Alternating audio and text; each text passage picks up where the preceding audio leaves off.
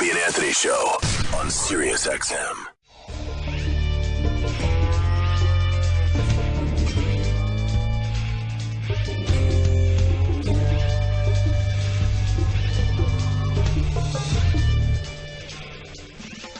Hey, let's bring in Aaron Paul. Yeah, where are we going to put him? We got to He'll get be him in the chair of honor.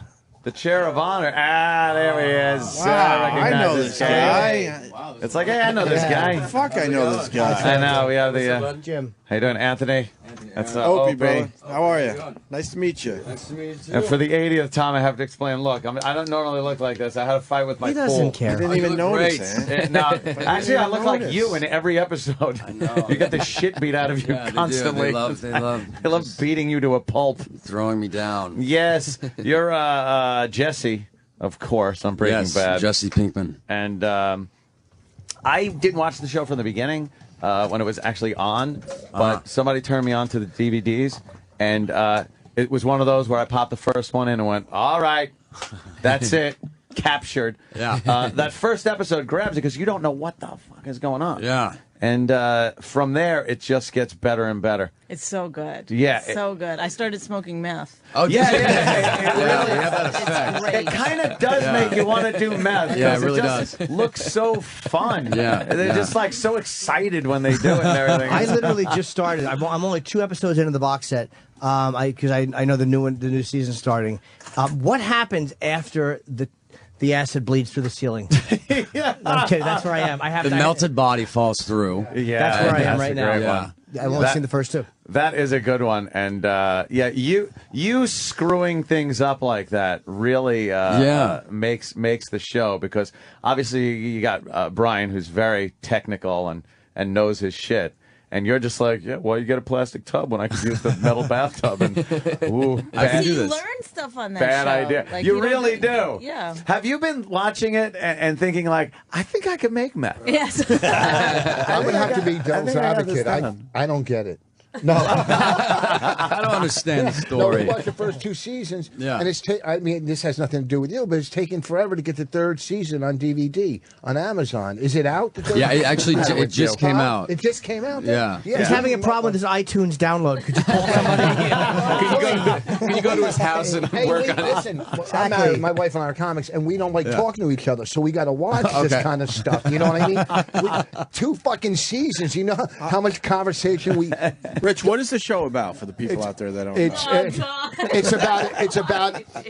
You want me to tell you? It's about. Yes, it's please, a school teacher who thinks he has a certain amount of time to live. He has cancer, so he wants to leave his family with a little nest egg. Right. So and he's a chemist, so he realizes, hey, I can make money making meth because it's big. They kill people throughout the show. There's never an investigation. People are dead. Okay, the guy's selling meth in front of his brother-in-law, who's supposedly a big DEA agent. Okay. But it's fucking good, all right. But that's it's not just like it. it's It's not those- like the killings of Son of Anarchy, where they kill you right in front of a cop and they don't investigate. There's drugs behind It it. is, but I see it as they're like drug skulls. They're scum. Like a lot of times, you don't really want to investigate. Have you too ever much been into in that an shit. interview where you didn't speak at all? No, actually, this is fantastic. I love watching you guys talk. It really is. No, we're just looking I'd at much you like, rather "Ro-" be in this situation. We're just looking at Aaron going, right? Yeah, right, and I just said yes, Right. you're absolutely right. No, I do want to ask you a couple of things. I gather you were not supposed to be in the full show. No, You were just supposed to do. yeah, Jesse was supposed to die at the end of the Die first off. season. Now, Yeah. now, what changed that? I guess you did a good job. Thank God they decided to keep him around. They just Vince, our creator, kind of just loved the tug of war, odd couple, like you know, beating head element of Walt and Jesse's characters. So Yeah, I couldn't imagine like what they would have done if you weren't in it, because it would have been kind of one-sided. It does give that kind of two guys that are complete opposite ends of the spectrum. yeah. I mean, it's this type of show is like you never know if you're going to die or not. There's a lot of our main cast. They just meet their demise, and when I first started watching it, and I was trying to stay away from spoilers. I don't know any people will spoilers. just be, no, I'm not going to say any. But people are like, there are these holy shit moments where you literally sit there and just go, holy shit, no way. No fucking way that just happened. Right. Or that person got killed or whatever. But So wait, when you got hired, you knew you were supposed to die at the end of the first season? I had no idea. You didn't. Yeah, I mean, I've done so many pilots, and none of them ever, see the light of day. And this is the first one that I did that actually got picked up. And I just thought I got a series regular gig, but they told me towards the end of the season they were going to plan to kill off the character, and then they decided. Hey, we got some bad news for you. Yeah, exactly. You're going to die. Don't tell him. No spoilers. You know what's depressing? When he came in, his publicist was outside, and she's looking. I'm going, oh, she recognizes me, and it was stupid fucking Tom Papa. Of course you recognize Tom. I work with her too. Tom's a big star. Tom has a show. show on NBC. Yeah. You were on between fucking Whisk commercials in 1997. You depress me because you look like what I would want to look like. It's true. I was thinking that. He's me. Oh, shit. He's me if I was really handsome and thin. And in shape, right? In shape, yeah. He's the perfect Norton. You're what I could have been. No, you couldn't. No, you Well, couldn't. a little booze during pregnancy might have hurt him. No, and he can act. He knows what to do with his hands. Not like Jimmy. Jimmy doesn't know what to do with his His hands. eyes don't pop out after every scene. I do. What do you do? That's the hardest part. I always ask real actors. When I act, I don't I'm talking. My hands are very still, and it's fine. But I don't know how to work my hands when I act. It's a fucking nightmare. I literally am all over the You're place. not a Work your puppet. mouth. He's a puppet. They're all over the place. It's uncomfortable. Maybe hold something. That's a good idea. But every scene I'm holding things. Where are you Just, going to put a black cock on every set? your mouth.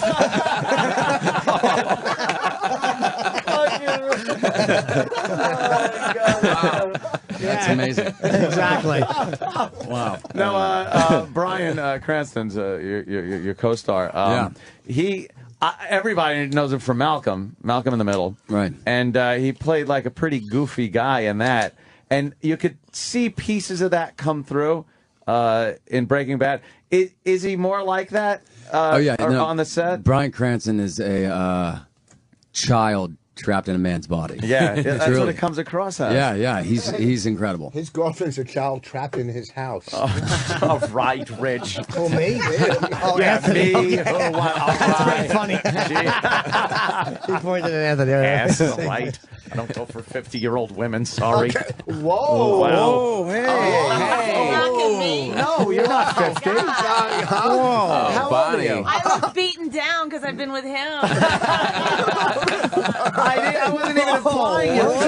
Bonnie. How old is Bonnie? Bonnie. Come back. You made her uncomfortable. You better not Bonnie- walk out. This is It's just something. another excuse for me to use meth. That's all. Exactly. Bonnie's in her late 30s. Yeah. That's absolutely where I put you. In her late 30s? Yeah. Oh, yeah. Oh, mid.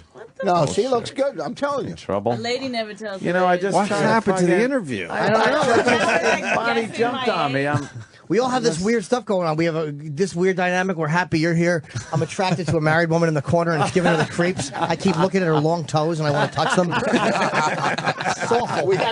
We haven't even interviewed fucking Hubble telescope eyes over here. We'll get to him at some point. Exactly. We'll get to Carl from Sling Blade in a second. I want to talk about her and how she and I can be on Land of the Lost with those sleeve stack feet. I'm very interested. I'm kidding, of course. I like you a Fun lot. of her Sam. big feet. She's very sexy. Jesus. All right. So Brian, and Brian, he won an Emmy for this. Yeah, he's won the past 3 years in a row. It's amazing because his acting is.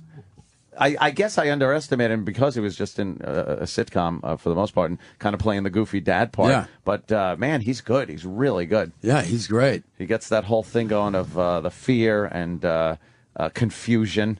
And he played the cancer guy really well too. I was kind of a little skeptical at first watching it because I'm thinking like, oh God, I hate watching shows like this because I always think I have something. If I watch something where someone's sick in the show, but at least they didn't really dwell on it a lot. He was coughing up blood. I wasn't. I felt I was okay. You're in the clear. Yeah, I was pretty much in the clear.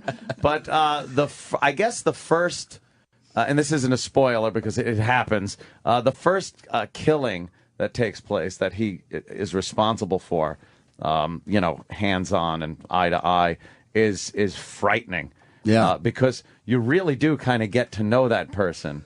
And I think he did a fantastic job on that one. Yeah, Okay, he's here's the terrifying. Yeah. How many girls now are all over you because you're on this fucking show? I mean, you got to be. He would have girls all over him even if he Well, wasn't. you're on at your Rich. age, of course. I'm talking about. I'm talking about young, Girls. Right. I think I can speak on behalf of the youngsters. No.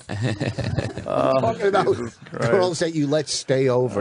You know what I mean? Right. No, I mean, are you from L.A.? I am. All right, so And How many so- questions are you going to ask the guy? You ask him two different. Let him answer one first, then ask the second I want one. to hear what you're thinking. Of course I do. Do you have girls all over you? You from L.A.? What airline do you fly? How many things are you going to ask him? Check your bag. Can you get me a copy of the DVD? I would like the Call third Amazon. So, yeah, you're from L.A. originally? No, Idaho originally, but Oh, I've been wow. in LA since I was 17. All right, and has the woman situation improved a lot since you've been on the show? It's a little different, but I don't know. You know, I'm in a very serious, kind oh, of long relationship. term. Yeah. Were you in it when you got the gig? No. Oh, you got involved after. How long? How many seasons in did you meet the girl? 3. Oh, so you had Or time. 2, All right, yeah. you got it out of your system. 2, yeah. That's fucking the first. Got it out of his system. First 2 seasons, you go fucking crazy, Yeah, exactly. and then you meet somebody And then who- settle down. Yeah, that's kind of nice. I wouldn't know. I've only been on a series that lasted 1 season, but I imagine if there was a second one, all right. You're working on it. Yeah, whatever. You're working on it. You can get, when you're on TV like that, you can get like clothing and Could you sneakers. talk into the top mic? and shit, like, you know He's, what I mean? he's Yeah. talking about he's talking about pilfering from the set. He's trying to get No, swag. he's talking getting swag. He loves to barter. Yeah, but the clothes loves that the deal. I wear on the show are they're all like triple XL, like Right. giant. Give them to Norton when you're done. Nothing. But Did that's you- just mean, I Rich. got greedy. It's all right. Did you have to hang out and watch some meth heads to figure out how to? Yeah, I did. Yeah. Yeah, because I was watching and going like, yeah, that kind of looks like what meth would look like. Yeah. I definitely surrounded myself with a lot of those characters. Yeah, And, yeah. Yeah, I went to rehabs, and it was an interesting time. A real disturbing scene is when you're having sex with that hooker thing in the room, and I was Wendy, yeah. Yeah, I was kind of like, what's he doing there? What's he doing? That's, gotta be What was some wrong with kind of Wendy? she's just a disaster. Meth head, She's fat? bad. No, but she's like got meth fucking. Yeah, like, she's our teeth crack and- whore of the Oh. show. Yeah. She's great, but yeah, she's definitely the crack Who plays whore. her? This local actress in Albuquerque. Oh, okay. Yeah, they completely ugly her up. Yeah. Oh, the is girl she that not? played She's your not. girl? She's not quite that bad. No. The girl that played your girlfriend was really attractive. Yeah, Kristen Ritter. Oh yeah, man, yeah. Yeah. She's, Definitely No, hot. I'm not farting. I actually somebody. Yeah, it's got to be Jimmy. No, actually, it's not. It wasn't. No. Someone Was it Rich? got nervous No, on it's the not couch of me. Zilches. It's one of the couches. Who farted? told you? I wouldn't- Because you stuck Who all got goddamn nervous? studio Caught it, too. during an interview. It was Sam. Oh, I'm in love. Sam. Oh, she's a good egg. Is it really you? No, she's bad. like, Who it's farted? really bad. I'm sorry. I'm really actually bad. It had to be Jimmy. Jimmy, was it you? No, I would tell you. Wow. I wish it was me. Why won't anyone admit it? Door. I don't know. Tom, was it you? No, good lord. This must be what it smells like in the meth lab without the gas mask on when everybody just falls down. You guys Well, getting can you any? give yourself a car crack? I will. I'll try. Really? You should come up over here. yeah, It's really bad. Save you. Now whoever farts now is going to get blamed for the last one.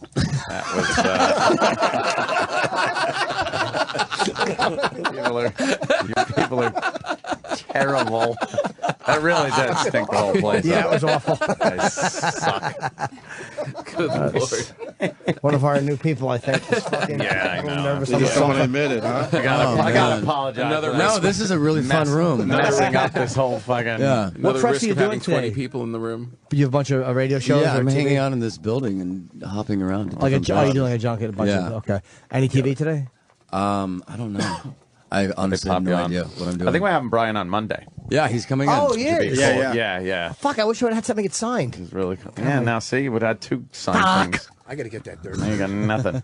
you I got nothing. stupid. I saw the first 3 episodes of the 4th season. Oh, what you think? So I'm psyched. Very good. I've only seen the first of the 4th. Really, really good, man. Yeah, it starts off really. No one's going to be disappointed. Yeah. Yeah, it starts off well. The 3rd season ends like, oh my god, and then the 4th kicks right in. The 4th season is definitely our darkest one. Yeah. Yeah. for sure. And believe me, the first 3 were pretty dark. Yeah. How many episodes? Sorry. No, there's 13 in the 4th, and so yeah. How about the other ones? There's 7 in the first, and then 13 in the second and third. Isn't it weird how cable does things? It kind of gives you like a freedom that network never gave. They had to commit to 22 or whatever. So Yeah. if they didn't like it, they'd shit can it. But 7, it's like, eh. Yeah, exactly. I it's went through nice. the first season pretty quickly. Yeah. I was like, oh, 7. And then you Yeah, get a lot the of second people one, you're will like, wow. just sit through the first season like one sitting. Yeah. And It's very And those easy people to are watch. called man. O&A Very fans. Great show, man. I love it. You working on anything else while you're off? or yeah, I mean, I things just like that? did animation series for Disney. It's a Tron Uprising, and so I've never done any sort of animation stuff. So that was fun to kind of get into that's the room cool. and play the villain. And you also played Weird Al. Yeah, Weird Al and a Funny or Die piece. I actually just did another Funny or Die called Corky Girl. It'll be coming out in the next week or so. But Yeah, I like that. That's just hilarious. hilarious. That should be fucking fun. hilarious. Funny or Die is taking off, man. Man, I did something for a comedy website. I forget what it was called, but once again, I bet the wrong horse. It was what was Kind the of funny. What was the other? Yeah, exactly. Sometimes funny. Moderately-amusing.com. Just didn't. What was the one right before Funny or Die? There was a website that was a weird name. Oh, Cringe boy, humor? really? No. Do you remember? No. Nobody does. Nobody That's the knows. problem. That's You're, the problem. You're proving your point, It Jim. had a weird name for a comedy website. Oh, shit. Great. Thanks. But Funny or Die, that's serious shit. now. Richboss.com. Yeah. Come on. That ain't going to Did work. he get me there? Ooh. Sorry. Call it a day on this one. He fucking zapped me.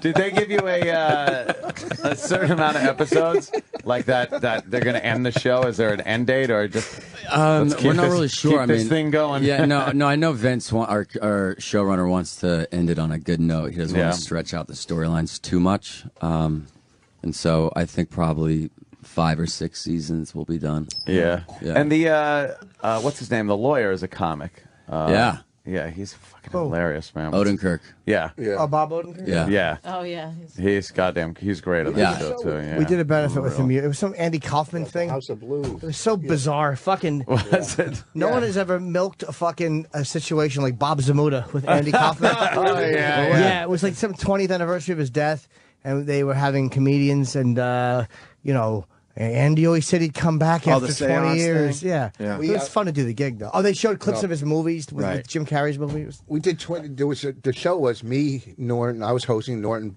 the guy. What's his name, Bob? But they had 2 hours before us of everybody telling Andy Kaufman stories. His mailman, everybody, and the Rooster Press, and now our comedy show. And they brought us up in the fucking middle of this fucking memorial. So what you're saying is you have a great excuse why people didn't laugh. Oh no! I walk down, go Andy Kaufman. I go. I used to watch Taxi. I go. No, he didn't. See? Just Nothing. A great, yeah. See? Yeah, that must have been an amazing show. Amazing moment. Oh, what is that? Thank you that very three? much. I texted Roland. Oh, damn. There it is. I don't want season 3. I do. I'm kidding. Thanks a lot. Listen, you're not even, I'll give you season 1 and 2. I have it at home. I'll give you 2. Well, yeah, well, really? So, are you going to bring Aaron to your house and have him sign it? Huh? Die in a fire. I'm getting him to sign this. Die in a fire. Thank you. Thank you, Roland. I said to Roland, I texted, do we have anything from Breaking Bad? 'Cause I'd like to get it signed. We have Well, one of the- sign the cover and just let me use the inside, and I'll give it back to you. That's all. Nah, I don't like the idea of that. I like to keep my things pristine. Listen, what's the big deal? Oh, Exactly. my God. Jimmy, I got your answer. What's that? E-Bombs World? No. Comedy site? No? All right, that's big. My right. video's Oh, going fuck, viral I thought I on had that. it. What's going viral? One of my television appearances. Right. What television On appearance? Martin Lawrence, when the black lady was fucking with me, and I Fucking guy. smashed her. Rich does have a viral video. It's making Okay. rounds. What year is it from? Huh? He's Last beating down year a when I did heckler. Martin Lawrence, the black First Please. Amendment. All some right, lady- let's talk to Aaron. Right. I know, right? Going Exactly. viral doesn't mean over Hold on, years. I like this. Yeah. He really is. What's that? I wanted to I wanted to talk about a lot of shows. They have like these coincidental things that happen. It's like that the tie actor's in. studio with Shut this fucking up. asshole. He's the Let's just guest. have fucking fun, all No, right, with your dumb if it was questions. like the actor's He's got studio, to fucking do this all day. you wouldn't Let's be in fucking, here. You got these fucking people here. Okay, you all this But we're having attention. fun. He's the co-star. Let's I fucking know. move on. I want to talk about. I enjoy the show. Your idea of fun is talking about your awful Martin clip. Nobody knows about that. And some lady heckled me. Of course she did. She wanted her money's worth. It's gone viral over 3 years. Exactly. Hold on, Tom's back. Hold on, there's an echo. You're not getting season 3. I'm just going to start watching from season 3 and go, I don't know what's happening. No. Why do I have to be punished for what he did? Season 1. Season 2. I don't There's, want season 2. I have season 3. All right. Thank All you right, very let much. Anthony. No, I want to get a lot of times coincidental stuff happens, and you're watching a show and goes, that ain't gonna fucking like. What are the odds that would happen and that would happen? There seems to be, and I'm not going out on a limb here, this underlying thread of almost this cosmic attachment between all the characters. Yeah. Like that they're I think Brian kind of is linking all these people together in some strange way that Yeah. doesn't seem to just be, oh, let's throw this and people will believe it. It is almost some kind of spiritual thing going on with the show. Yeah, it feels like it all kind of makes sense in a strange, dark, weird way. Yeah, especially like that one scene with your chick there. That I won't. I'm no spoiler from me. I don't. Ain't getting it from me. Is it in motherfucker. season 3? Because I'll She's- see it tonight. And she is very hot. She actually made me look her up on IMDb. Oh, yeah. To see what she was in. So did anything Dakota else. Fanning. She's like, hey, you can't use her anymore. She's of age. You got to go with her younger sister now for the joke. All right, are you done with your right. questions? Can Whatever. we move the fuck I know. on? Yes, Why do you want to all ask right. questions in an You know, interview? it's like the fucking Glenn Close Go. interview. Enough of your stock interviews. Hey, what's wrong with All our right. Glenn Close interview? We did a terrific job that day. Yeah, you're right. Fuck this I don't interview. know. Ask Rich questions about Rich. Yeah, that's interesting. Nothing to do Wow. with me, okay? How did he get such a pretty wife? That's what I'd ask first. Because Jeez. his nose didn't How look long- like a but you fucking think she's racetrack. All right, look, I hit the pool. Yeah, you and hit you the think pool. Bonnie's 50. Terrible. Exactly. I didn't say that at all. She implied. We haven't I got said- past that yet. Right. Yeah. I'm still crying about it. Oh. Yeah. Oh, come on. All right, Aaron. I think Anthony's Aaron interview has is a very question. good. Yeah, I know. I'm just. I love the show, and I'm Prove it. really glad you came in. I did prove it. I know everything that's going on the show. Breaking Bad. When's the premiere? Sunday, July 17th. Yes. 10 p.m. on AMC. Our Yeah. pal Just Bill getting good Burr is shows. in it. I like that. Do you know Bill I Burr? saw Bill Burr. Now, wait a minute. That is from the 4th season, which isn't out yet. Right. So that's a little teaser. Bill's in it? Yeah, our Bill, pal Bill, had, Bill is Bill, in had it. a, Bill had a spot in it. He told me he's in it a little more, but I haven't seen that. He plays that guy that was testing the pH of the soil. Yeah. That's Bill. Oh, Billy Burr. He looked gruffly handsome. His beard was grown in and everything. I don't like people with red hair and beards. He gets more You don't handsome like as pirates? he gets older, that Bill Burr. He really Yeah, does. but red You hair got- people have thin lips. No, It's like kissing a fucking. It's like a box cutter. It's fucking horrible. Their lips are like. Did it take you that long Greedy, to you got think of greedy. something thin? you got Yeah, greedy. well, I looked at Greedy. you and nothing came to mind. Fucking swollen fuck. He got you. He got you. I guess we'll continue with our couch of zilches. But Why, Aaron, you have him here. You're going to thanks. talk to him? No, I'm thanking He's a Aaron busy for guy. coming in. He's a very famous busy. He's got guy. to walk around his Where's fucking he going to shithole the Food place and- Network next? He doesn't want to leave here. This is You fucking don't want to big. ask him With questions. you in the You don't room? want him to He didn't want to leave. come in. Yeah. What?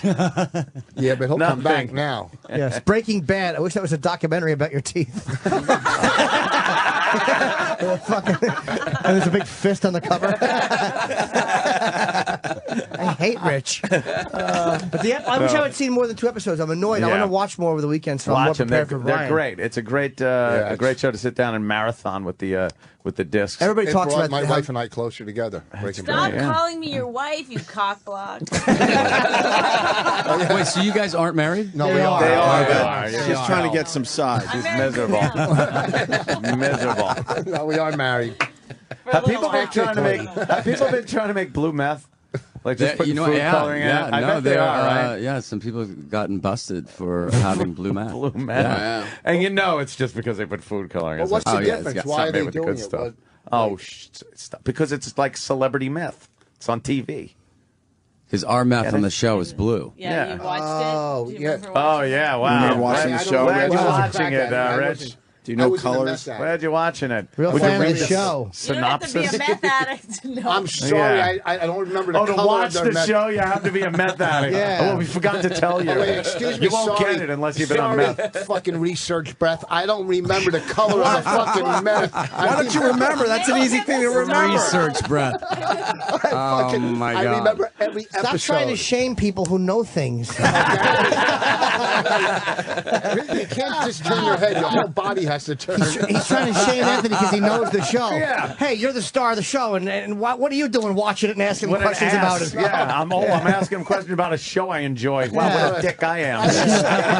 Exactly. Fucking guy. Exactly. That's him, Rich. So what are you doing? Bothering him with questions about his own show, which is premiering. Why would he want to talk about that? On July 17th. That's, by the way, the 17th, same day Casey Anthony gets out of jail. And 2 days before I my think- birthday. See how Oh. ugly it is when we make it about ourselves? I want to know when your birthday was. Holy shit. Yeah. Look. Let's get Aaron out Well, of let's here. wrap up before we because fuck this up. Get Aaron out of here. I want to get the fuck home. It's Friday. I'm tired. We have to finish up with the Couch and Zilches. yeah, the Couch and The Breaking Zilches. Bad, obviously, I'm Yeah. annoyed I have not seen more. It comes on Sunday night. What time? Yep. It's on at 10 10 p.m. o'clock on 10 p.m. AMC. Right. Look for Aaron and Brian in that. It's a fantastic show, man. Thank you I so love much. it. And pick up the discs and get caught up, you bastards. Can you get it on iTunes? Yes! Of course. I don't know why I'm yelling. iTunes, Netflix. Yeah, come It's back and see everywhere. us. Next time you're here, he won't be Yeah, here. So yeah, don't worry exactly. about it. Please. What the fuck? You didn't Thanks, want. Aaron. You didn't want us to interview the guy. Yeah, you wanted to start I asking wanted questions. to. You want us- And you know, No, he's not doing pictures. Yes! My stupid iPhone. And my I'll take one with a real That's camera. my fucking face. Oh, yeah, so I never see him? I have a whole. I gave you a disc. No, you didn't. I did so. No, you didn't. Yeah, you have some of our pictures. almost Jimmy. over. The wall was there. And go They ahead. just let it happen How like this. Danny No, it's 5 did minutes. it the other week, and I laughed at him. So. No, but this is like This looks like a fucking. No, it's rolling. This looks like before and after. Hey, thank Could you man. snap one of me and Aaron? I love the show. Love it. I normally don't do this. But hold on. Mr. Picture, I normally don't do this. Jimmy had an extra good smile on that Oh, one. yeah. Jimmy, you really went for the smile on I want to that. see your handsome picture, Jim. Yeah. Jimmy, why the over-the-top smile there? Oh, with the annoying interrupting guy. Yeah. At some point, Voss will watch the show and then be like, "Oh, that was the guy." he does. Oh. He does watch I it. know Oh, that was I the know that- guy. I know that fucking show. And you'll be pointing at a different person. I'll tell you, it's in my top. Oh shit! What? It's on my wish list. on Is it? Amazon. Yeah. You know what's on mine? Right. We get it. Hopefully a plastic surgeon. I know. I'm a fucking disaster. Believe me, I have no illusions here that I'm a fucking wreck. I was supposed to do Red Eye last night, and I couldn't even fucking do that. What'd you It do, kind of Red would have been Nose? funny if I know. Yeah. Do they sell swimming helmets? It would. I think I need one, man. I'm a disaster. Who's the last guy on the couch and Zilches? Give him a little time. Well, we didn't talk Yeah. to the fireman. Give him a Oh, we little talked We to talked to the fireman. Oh, yeah? The fireman. As Rich And, calls him, the fireman. the buzzard from Damn, I the Bugs have one Bunny of those and I cartoon. You haven't didn't talked to bring it him. The what? This guy. You're the best. Well, that should have been yours. You're the Thanks, host. man. No. I got yeah, one. yeah. Oh, wow. All right. Hey, Aaron, Aaron thank you, Paul, man. thank you, sir. Enjoy the rest Thank of you, your brother. the shit that goes around this fucking studio. This was Later, your best man. interview of the day. You just don't know that yet. Take it easy, man. Open that door. Come right in, sir. Hey, there he is. Brian, sit down. We're on the air. We just do this. On the air. Easy as that. How are you? Oh, look at that. Nice to see you with a little bit of hair on your head. That's good. I'm good, guys. How are you? I'm good. Good to see you. Yeah, You know, Brian Cranston, there's yes. a guy in your producer's office who has a Heisenberg T-shirt from the show. And yeah. You know, other people, other stars of TV shows get to sign tits. What did you get? I signed this guy. Yeah. Usually, if it's a listener or a staff of our show, you're still signing tits because the guys here really not staying in the It's man best of tits. shape. Yeah. Who did he sign, E-Rock? Salil. Was it Roland? Who's wearing the shirt?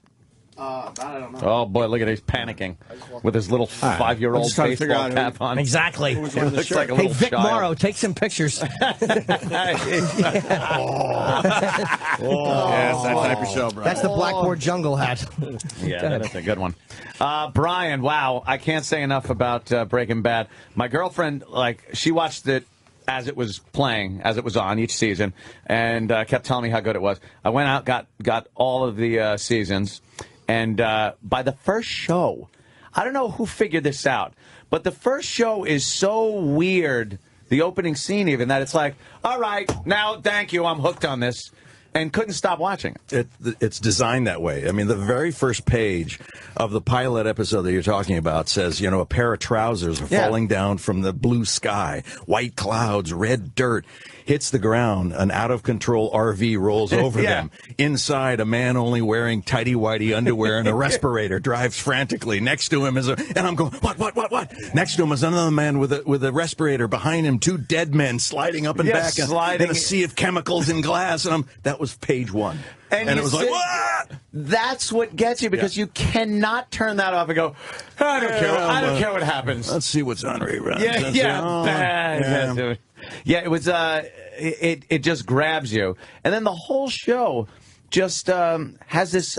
Everything's kind of tied together, which is weird. And I really didn't kind of get a grasp on that until I guess maybe the second season. That there's this cosmic thing going on where I guess you're the center of it. And was that put out in the first season, or they kind of think of that later? What Breaking Bad is attempting to do is to do something that has never been done in the history of television. And that is to start out the series with a guy in one's kind of person. He's, in my case, I was a milquetoast high school chemistry teacher who is a good guy, loves his wife, has a couple kids, one special needs child, and is just trying to make ends meet, just trying to get through life. And over the course of the series, that completely changes because of circumstances that comes up, i.e. terminal lung cancer. You got 2 years to live. What are you going to do? So he changes his entire life, becomes a drug dealer. And by the end of this series, whenever that's going to be, I will be this hardened guy, this hardened criminal. Yeah, I kind of wonder how it'll end in that respect. Like, will there be some kind of redemption?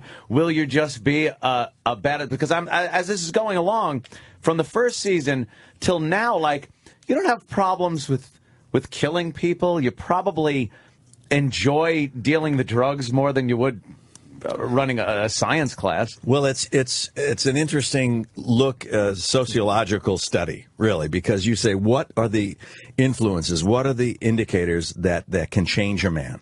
What confluence of occurrences has to happen in order for, as our lead writer says, he wants to change the guy from Mr. Chips to Scarface.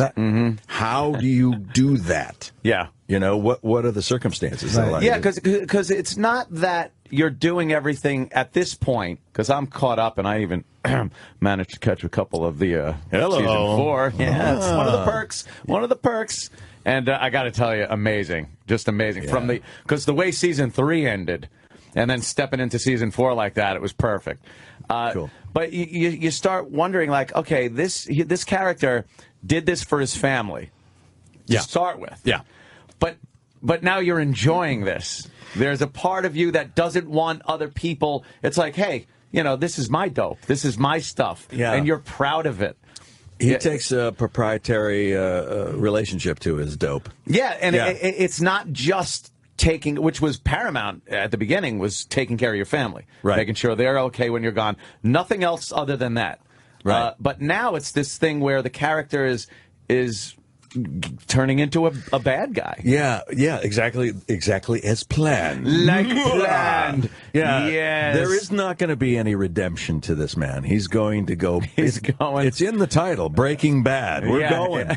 It's going all the way there. And the trick is, in that first episode in the first season, you plant the hook in the audience that they at least relate to this guy. They either know him. Like, I know a guy like that. He's just trying to make ends meet, or that's me. I can relate to him. And then you hook him. And then as you start to allow the changes to happen to this character, it's challenging for the audience to follow him along. And the audiences that we talk to, they love the show, and they say, "Look, man, you're really starting to piss me off now. It's like, you're freaking me out because you're," and it's like you're still on the ride because you're hooked, you're strapped in. There's no way out. It is a great strategy because if they just went right into it as a drug dealer, you'd be like, "Hey, look, I've never done that. I can't relate to this guy." And why would I want to watch this guy? Right. Kill people and make drugs is I don't know. Seen it. Seen it before. Yeah. But this guy, regular Joe, he's married, he's working, and then gets cancer. And that's it. And this, our show asks that question that everybody's played over dinner at some point. What would you do if you had 2 years to live? Yeah. And what lengths would you go to make $1 million? Mm-hmm. And everybody, when it stays in that hypothetical, it's easy to take the moral high ground. Oh, no, I would, But if it's really, honestly presented in front of you, what would you do? Can I answer that? Yeah, man. I would kill my enemy. What? What if your enemy is for $1 million? Kill my friends. No. Oh. If I only had the 2 years, I would actually wait till I have about 3 months, and then I got a short list. And I'm being honest. Short list. Yeah. He wouldn't have to leave this building. Yeah. Fuck that morality for work.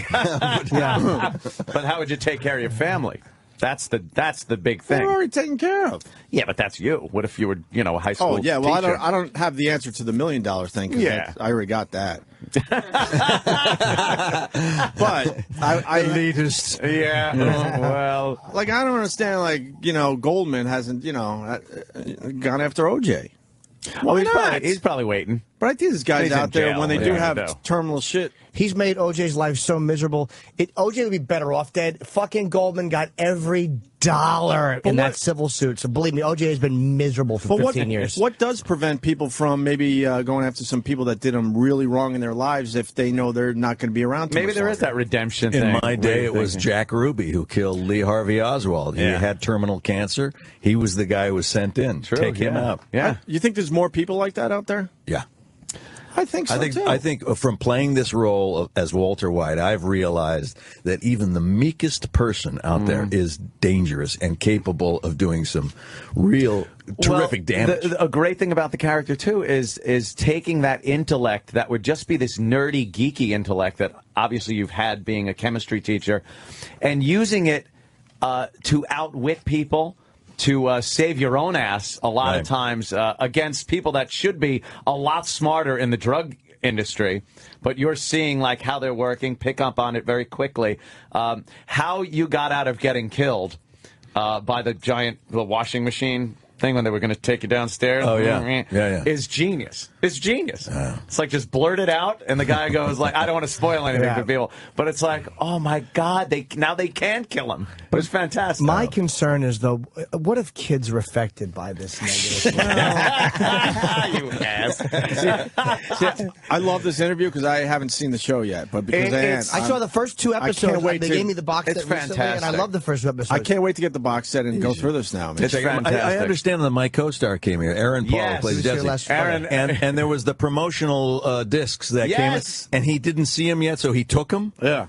That putz head bastard. Did he take it? Good thing I didn't bring mine in. Well, how we got shitty him are before his he connections? He has to go through us to get stuff on his own show. He's really got a plate. I had so many Burr people. was on the show too. Billy? Yeah. Bill's got a Burr. part. Yeah. Bill Burr had a part. Friend of ours. He was on. I was watching the season 4 couple of DVDs that they gave me with a couple of episodes, and I was watching it in my theater downstairs. So You guys are so elitist. Oh, we are multi-millionaire elitist. Total elitist. theaters. But I took By the way, who's the person doing your mani-pedi right now? Who's that? Yeah, underneath the underneath table. the console. We gotta get the My goodness. Yeah, Okay. we are very, very elitist. Yeah. So you saw it in your theater. I'm sorry. Yeah, saw it in there. Snapped a few pictures. No video, but just snapped a few pictures, and people were so jealous. They're like, "You son of a bitch! I gotta see this. What happens?" Like, I'm not telling you. The show has become as addictive as the drug itself. It's crazy.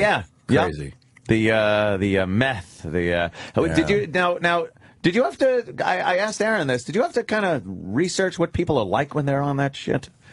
Not so much, because my character was I researched the chemistry. I followed the head of the chemistry department at USC around for a couple days, and just learning the nomenclature and what does what, and this flask is for this titration, and that's for mixing, and this is for, to get my head wrapped around that again. Yeah. But I didn't really want to learn about the effects of the drug, because my character is ignorant to that. You don't have to. Just doesn't. So I learn as along with my character as we go. Do people ask you like chemical questions now in real life? And you're like, I'm an actor, idiot. I'm not a chemist. It's a compliment. Yeah, exactly. Well, and you have won some Emmys there. That's yeah, I have. That's not how too many have you shabby, won? right? 3. That's great. You brought it up to Aaron Paul, didn't you? Yeah, and I realized that he indeed also has won an Emmy. He won an Emmy. But not as many as Yeah. He won an Emmy. And all I said to him was like, "So Brian won like 3 Emmys for that. It's amazing." that was like, yeah, thanks. You kid." didn't acknowledge his Emmy, but you acknowledged Brian. In front of Aaron. He's got plenty of time to act and stuff. You've been in He's quite a few good. things. That's also nice to What see do you think? Brian, I'm on my too. deathbed. I'm not saying that. I'm Aaron's just got saying, plenty of time left. You, on the other hand, get him while you can. It's your last shot. I noticed with this character too. There's an element of the father from Malcolm in the Middle in there. Is he? Yeah, but I think that's part of you. Like, and I was asking, is that like? You seem like a fun guy. No. But it does. No, you're miserable. No. Just a miserable bastard. My character Hal from Malcolm in the Middle. No, he was afraid of everything. This guy was just afraid of heights, of bugs, of someone walking in the room he didn't know. Yeah, so that was him. But no, hopefully there's not too much leakage. Yeah, I think these are totally different. I don't. Shut up, I think they're totally different too. Kind of a dick comment to make. Yeah, it really is. So you're the same guy in every show. How do you pull that off? I think it's amazing the difference between them. You're funny and Malcolm is hilarious.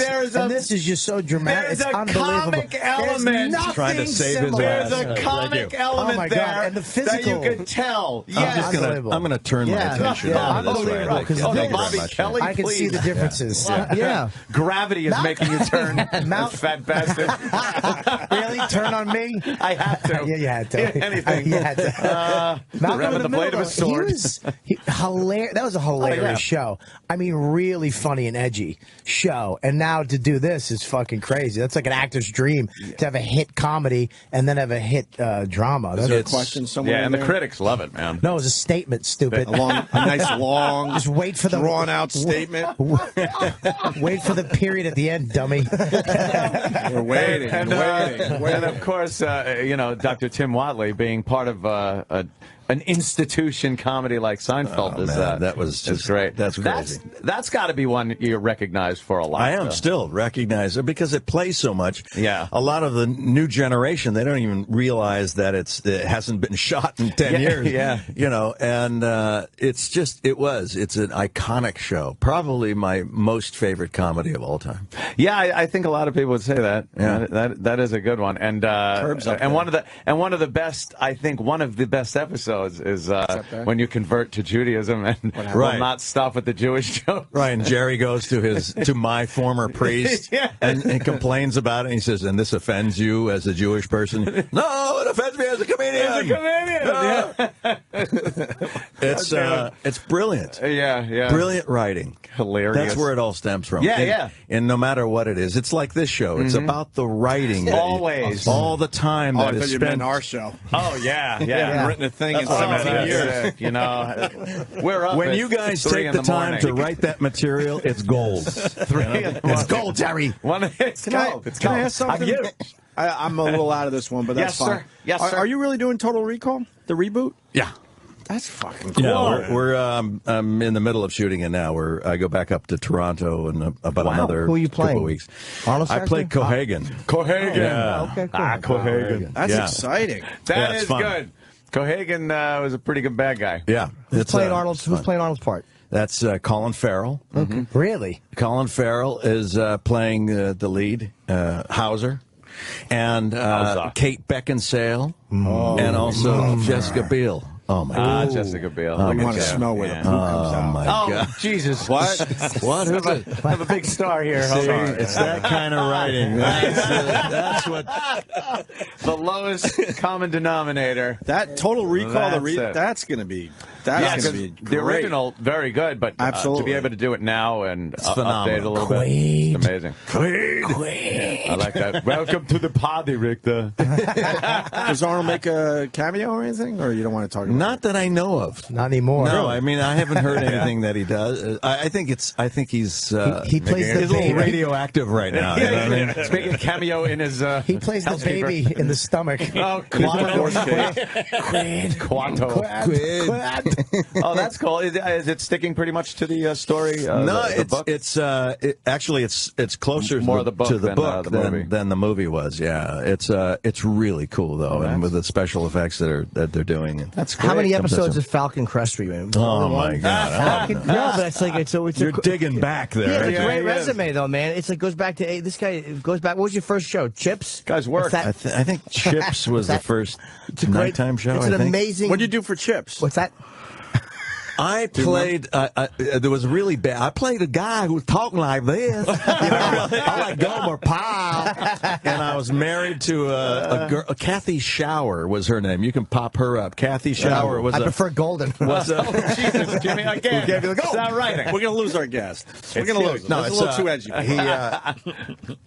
edgy. She was a Playboy playmate, and Eric Estrada was all over her. And anyway, Kathy and I played this husband and wife, and we're from the South like this, and we're breaking the laws. It's just some ridiculous kind of thing. She's making erotic films now. Is she really? Yeah, I'm sorry. How horrible is There you it? go. Is that her? How bad can it be? Is that her? It's just her ass that is showing. It's Very her, good, Bobby. It's her with the flip cam. Oh. But how terrible is That's that? her You want to right bang there, a girl, and Eric Estrada is trying to bang her on his own show. It's like there's no way. Is that her? Yeah, get a Eric's check. probably You don't going to think get you have her. a chance? No. Eric's probably going to get her. It's been a long time. I have no idea What was the first thing you did? Sheesh. I did some daytime stuff. I lived in New York for 5 years and did soap operas. Oh, so you did some soaps, yeah? Yeah, and then went back to L.A. and did all that stuff. I met my wife on a TV show back in the 80s. Really? Yeah, What she was show was an that? actor. I was an actor, and I'm doing the bad guy of the week, and she's the victim of the week, as the male-female roles are. Oh, wow. You know, especially back. Was it a It was a manic show All right. called Airwolf. Oh yeah, I remember. Of course. It's about the helicopter, Ernest right? Borgnine, Ernest Borgnine. and Jan Michael Vincent. There you go. Jan Michael at his prime. Yeah. Well, just after his prime, but He close. was that poor guy. But He you were was talking about Ernest Borgnine. It's in his prime. Oh, so you were like the bad guy in that one? Of course. They had to swoop down in Airwolf and yeah, exactly. fix your wagon. Kind of crap. Yeah. Terrible show. Do you really? Terrible goddamn show. Well, I think a lot of the '80s were full of some pretty Crappy shows. bad shows. Yeah. Just as long as they're because everything was produced by God, what's his name? He did Stu the Siegel? Stephen J. Siegel Cannell. Yes. Stu Siegel Productions. I actually did a Belisario. pilot for him called Adrenaline Run. You know the How'd that work out? you know the helicopter. I'm here.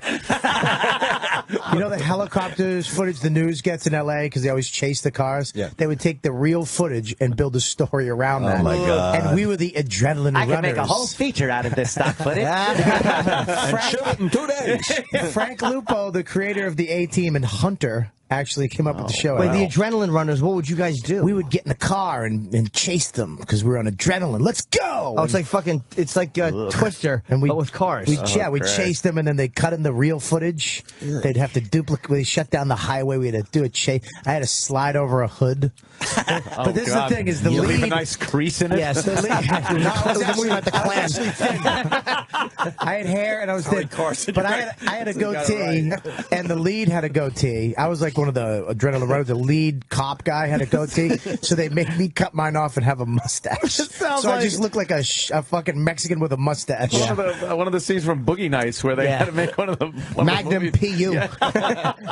Speaking of the 80s shows, they're bringing back Dallas. Yes. Yeah, That hit the paper today. As a regular series or a... Yeah, Larry Hagman's TNT. coming back. He's going to be part of it. So is Susan Gray, I think, and so is Patrick Duffy. You know, isn't there a time and a place for certain shows and things like that? To let it go. Yeah, just let it go. Let it go. Did you notice that the kids on Malcolm were getting a little old for what they were doing? Long in the tooth, yeah. It's like, hi, Dad. Wait a minute, what the fuck is this? It would be fun, though. We'd love to come back years later, all the kids are grown, and see what happens. You know, what has happened to that family. Right. Yeah, It'd be fun to do like a movie, just to... The dads just a on one-off, just a one movie. I think that would be great. Yeah. Yeah, it would be fun to do. Hey, getting back to Breaking Bad, Charlie Dog, I hope this doesn't give anything away. He says, love the show. Please ask Brian how he got the pizza on the roof. Does that make sense? Yeah. And how many takes did it take? That was hilarious. Okay, this is the truth. It's a huge pizza, so huge, it was so heavy, and a real pizza. This box was the largest pizza box I've ever seen, and I'm trying to get in good graces with my ex-wife, and she won't have anything of it, and so I get pissed off and I throw it up on the roof.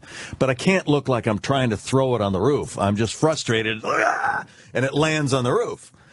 And so I'm kind of feeling the heft of it and the distance, and I tell the director, I said, I need to be about here, about 6 feet away or so, in order to justify getting it up there. So they have monofilament ready. They have all kinds of tricks they're ready to do. What's monofilament? It's a little thin wire. It's almost invisible Magician that wire. you can connect to it and pull it to help it out. I have some on me.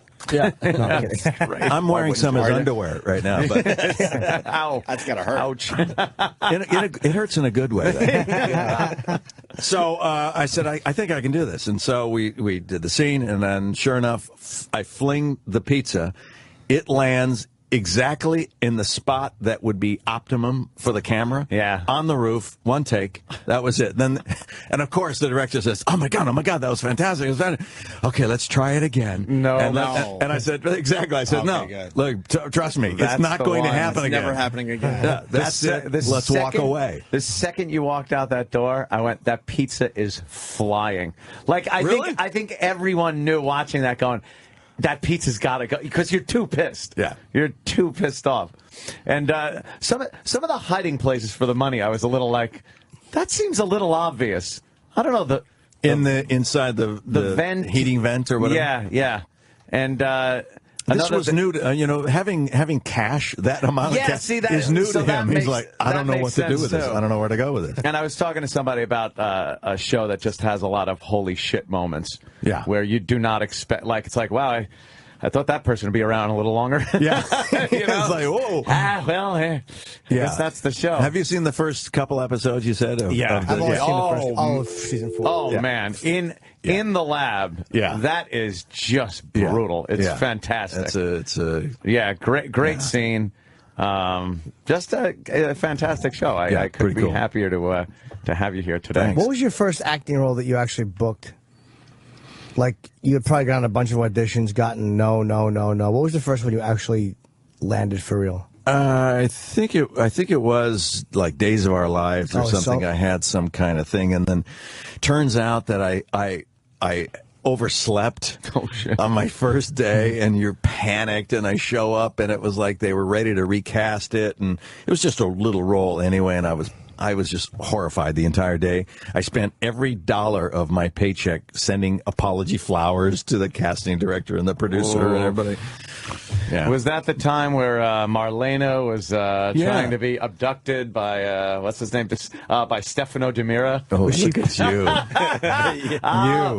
There's a story behind that, Brian. Oh, we were doing afternoon radio. There's a story at the time, behind that, and if you want to hear. And it was the one thing to watch before I went to work. Doing afternoons. Yeah. And I got so roped into it, for years, I knew everything that went on that goddamn show. It's like, oh boy, this is, it's been 3 months and Stefano's still stalking this woman. Yeah. Yeah. Now we've seen the demise of that whole genre. That's gone. It looks like soap some of them operas are going away. Just going to strictly internet. Some of them. Yeah. Other ones are just gone. That was one of the highest paying gigs in show business at one point, because you did that live TV every day. How long ago was that? You just added just because you did the show every day, you got paid so much money. It seemed like a rough gig too, man. No reruns, but 5 days a week you had to do an hour show. I mean, that's brutal. Well, I mean, it's not like the highest acting quality either. It's just. Oh, what are you saying? Where did you go? There we go. Now I get it from this side. Oh, God. Brian. You were the last one he liked in the now. Am I the only one here who likes you? What's going on with you guys? Thank you, Jim. I watched soap operas. The I had deal- mono. I was in the hospital for a month. Oh, really? Yeah. What were you kissing? My mom. Oh, man. That's right. It was what she was kissing that wasn't the problem.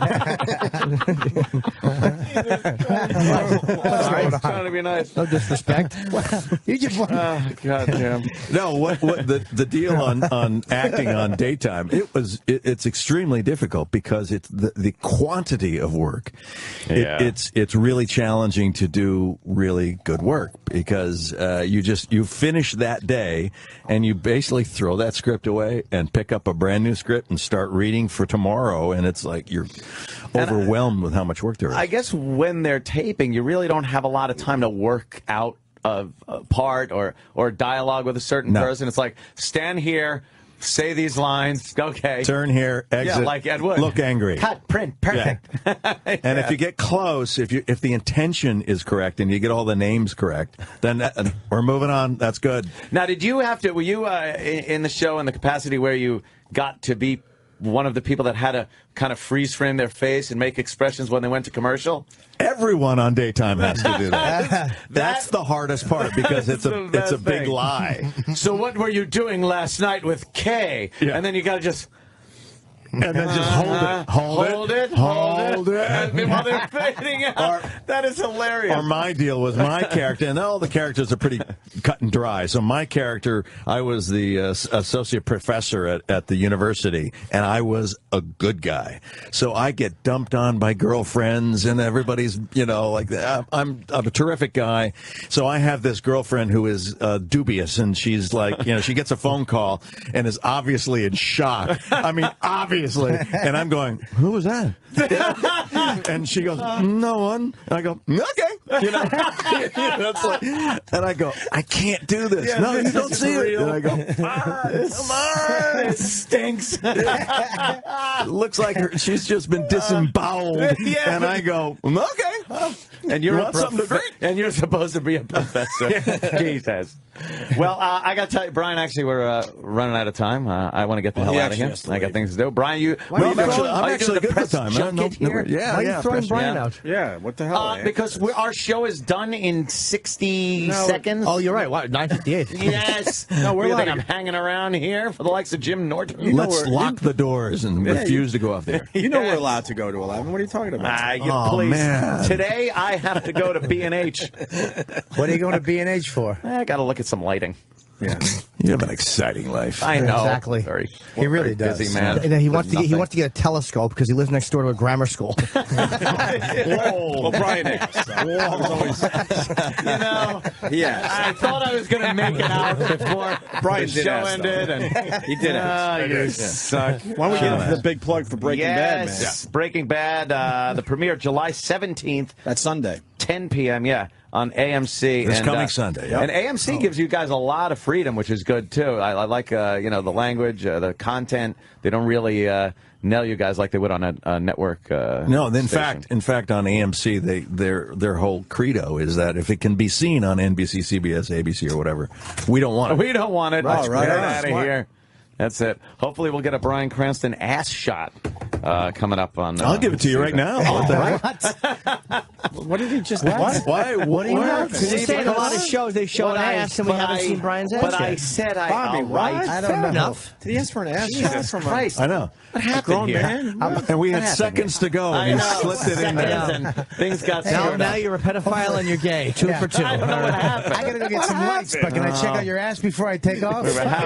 We were all having fun. What the fuck? I don't know. Now I want to see his ass. Brian, thanks so Thanks, much. guys. I appreciate it. I love the show and big Obviously, fan. which Thanks, is great. man. I can't Thanks, wait to guys. check it I out appreciate on, it. the box set. Hey, Bobby, man. we're out of here. So Okay, yeah. Gotham tomorrow night show. Check it out at Gotham.com or go to my website and check out my podcast. But it's a big show because you're doing it Big for the show. Comedy Central thing, so- hour. We're working it out. So please go check out Bobby if you're around Gotham tomorrow night. Jimmy? Please. I will be in my first trip to Utah, Salt Lake City, Wise Guys Comedy Club, August 19 and 20. And of course, Brian Cranston. Thank you. I'm going to be sir. showing my ass tomorrow night and tonight. Hey, can you come back and see us or what? Yeah, I'd love to. Yeah, man. be great. You were great. Especially Total Recall, yeah. Total Recall. You'll forget about us by then. No. That's enough. Happens to Fucking Breaking Bad, huh? Season 5 premieres Sunday at 10 p.m. on AMC. Brian That's Cranston. right. There he is. How are you, Brian? There he is. Oh, my God. You know what? I'm so psyched. Guess what? I've seen a couple episodes. I have been. I haven't. Ann I has. have been privy. He was to privy. the first. Not all of us privy. 2 episodes. Really? And let me tell you something. The second the first one came on, I'm like, yes, finally, because you know that long wait between seasons. It's not easy for us. How long was the wait? No. We don't know how this goes, But so how- we have to wait. But how long was the wait in between seasons? A year. Like a year. That's A doable. full calendar year. It's That's not. a not It's a terrible. year. That's doable. Some of Crazy. these. What about The Sopranos and The Wire? They got a Exactly. little. They got a little longer than a year. Sopranos will be 16 months, sometimes They 18 did get months. crazy. Brutal. Listen, I brought Yeah. a little something for you guys. So you don't. If you wait a year, Oh, man. you can still. I have a little. I would love some little of teenth, your a little meth, teenth of our product, my some friend. of your product. My friend, that's for you. wonderful. Oh man, Wow, you got how actual cool is product. this? You got actual product. Nice. It's rock candy. Oh, that is. I'm keeping. Are you this. going to eat it? Or you can I'm call gonna it smoke rock candy if you I'm want. smoke it. That's the good stuff. What did I see you in recently? You were in something else, weren't you? You in a film recently? Yeah, I have a couple things out. I have Rock of Ages, that's out now, and also Madagascar 3, You Have My Voice. Oh, really? I play the Russian tiger. Man, you're Listen to me. Yes. You are not circus animal. Your kids will love it. I got a kid. You got a kid. Perfect. We talk about how with guys that come in that do cartoon voices, how just printing money that is. It is the best. You roll out of bed, literally. You don't even have to wipe the sleep out of your eyes. It's like you have a cup of coffee in one hand, and you're like, what? Okay, is that? bigger. Good. All right, next. How did they know you could do fantastic. Russian? Did they say we need you to do Russian, or you just made them Russian? They kind of asked me to do it and said, "What characters would you be interested? Here's a Russian tiger. Here's this guy and that guy." And I said, "How about the Russian tiger? That sounds fun. You did sound like this. I'm like this. Hey, comrade." That's good. Very KGB, old school Soviet Russia. And a little like a tiger growl to it. So I go, listen to me. Oh yeah, Oh, shit. Yeah, that's pretty good. I could see that animated. You ever see Yakov Smirnoff down there in Branson, Missouri? I haven't seen. Apparently, he's got magnetic dinner trays and genuine linen napkins. That would be lovely, wouldn't it? Vegetable medley. You might want to look it up online. It's Something going on it's down a there. great video It's to like a check cult. out if you that want to whole laugh. city's a cult. Yeah. Well, Breaking Bad. Hilarious. When is it premiere? Because I already saw the Premiere first one. Sunday at 10 p.m. on AMC. And we love AMC. Very excited. Right. And we love Dish Network. We love them all. Now, last time, Love everybody. We don't love Dish. They No. cut us out. That's They- right. See, I'm with Brian Bastards. Cranston. Why'd they cut Someone you? has to take his side.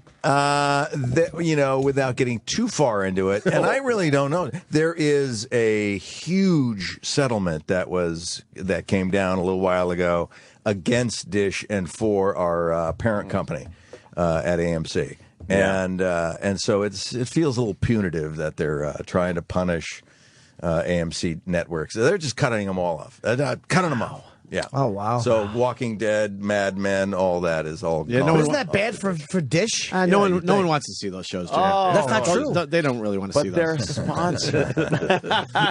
It's got to play the side of the sponsor. 'cause Yeah, what are they you might going be to a do? sponsor. I just do the library. And we're desperate, sir. Are you? Not really. Now, last time you were in, you were talking about Walt and how you were getting really, really over the deep end, and very, very bad. And I'm seeing this happen. Yeah. With the first 2 episodes I saw. No spoilers. Don't worry, people. You don't have to change the channel here. I'm not going to say anything. But you are taking this to a very extreme level, and it doesn't look like it's going to end well. I'll just say that. Well, it is called Breaking Bad. Yeah. Not Breaking Good. No, So, not Breaking Good. I mean, it is going dark. You know, from the beginning, we knew that it was going to go this way because our creator, Vince Gilligan, and the Lord Jesus Christ said that he wanted to take a guy who was a really nice guy, a good guy, and take him from Mr. Chips to Scarface. So we knew the trajectory. I just didn't know how deep and dark it would actually go for this guy. Yeah, just a complete disregard for anyone else but you and apparently your immediate family. But even your wife on the show is starting to look at you like this is a monster. Yeah. And she doesn't even know the half of it. I know she doesn't. It gets really bad. She doesn't need to know. Who's going to tell her? You going to tell her? I'm not saying a word. You go about your business, Mr. Science Teacher. The thing that's so interesting about this is that I think, certainly men, but any human being is capable of getting this dark, given the right set of circumstances. I'm telling you, I think it's possible. What's happened to Walter White is that he's been seduced. Never before in his adult life has he had money, has he been able to intimidate any other man ever. Just a mild-mannered science teacher, yeah. He was invisible to everybody, even himself. And all of a sudden, through these set of circumstances, he finds himself. He finds his power. And yeah, he's preening now. He's a peacock. But it's better than feeling numb. You know, so if you told him you can have an extraordinary 2 years to live or the absolute most boring 20 years to live, what would you do? And it's like, I'm not so sure. There's a lot of desperation and depression involved in, you know, that kind of desperate life. Yeah. The transformation has been done so well that it's believable. That's the amazing part. Over the course of all the seasons, you have gone from just the invisible science teacher to a drug kingpin for the most part. And the whole transformation's been very realistic because there wasn't any one moment that kind of made it happen. It's just all these things came together over time. I think that's what Breaking Bad does well, is that it uses the medium the way it should. It's like your show. You use the medium the way it look at us, see? You do. You use the medium the way it should. It's immediate. It's current. It's funny. It moves quickly. Yeah. Breaking Bad would not make a good movie because there are too many elements that would have been necessary to cut out in order to make it an hour and a half to 2 hours. And you'd look at it and say, how did this guy become this? He was just... it's too truncated. There's too many leaps. So serialized television slowly played out, agonizingly played out sometimes. You wanted the best way. You definitely saw the direction you wanted to go in, but it took these things, these hurdles you had to go over and awful things you had to do to learn how to be that evil. It's an amazing transformation. Yeah, it's very cool. Really a sociological experiment to me. Can I don't want to give any spoilers or anything. I got to ask you, at the very beginning of the first episode of season 5, we do see a different look on you. A different look when you're near the trunk. Yes, you do. Was that a flash? You're being so good, by the way. I'm trying. Was that a flash forward? It is a flash forward. Okay. You're looking at a flash forward. So we'll get a little resolution of that? Well, no, you know what's funny is that the teaser of the first episode this Sunday on AMC at 10 o'clock, East Coast and West Coast, and 9 o'clock in the middle, is revealing in so many ways. Yes. And yet not. And you don't get anything. You don't get, it's like, what? And then you realize, what did I just see? That's what I was doing. Yeah. I was literally craning my neck, looking up, going, what's in there? What is, like thinking I'd see something different if I looked the other way. Yeah. It's been such a compelling show. The suspense is great. The second episode of this season was edge of your seat. The entire time is edge of your seat. Mike, the character Mike in there, the fact, what he wants to do and what he has to do, the difference in that is you start feeling bad for him. Yeah. And he's a son of a bitch. It's amazing how this show toys with your sympathies. Yes. Where you have these people doing awful things, and yet you're sympathizing and almost rooting for them. Come on, make that crystal meth. Yeah, come on. Bring back the old team. Let's get the band back together, kind of a feel to it. Exactly. It really is. The housewife saying, "Oh, maybe if we just warn him with shooting his kneecap as opposed to killing him." I think that I don't think we have to kill everyone. That just goes to show how well the writing is, because It's really brilliant. How do you get somebody that's so awful of a person and make him sympathetic? What was so interesting about Vince Gilligan's jump into this is that historically television has always been about staying the same. Mm-hmm.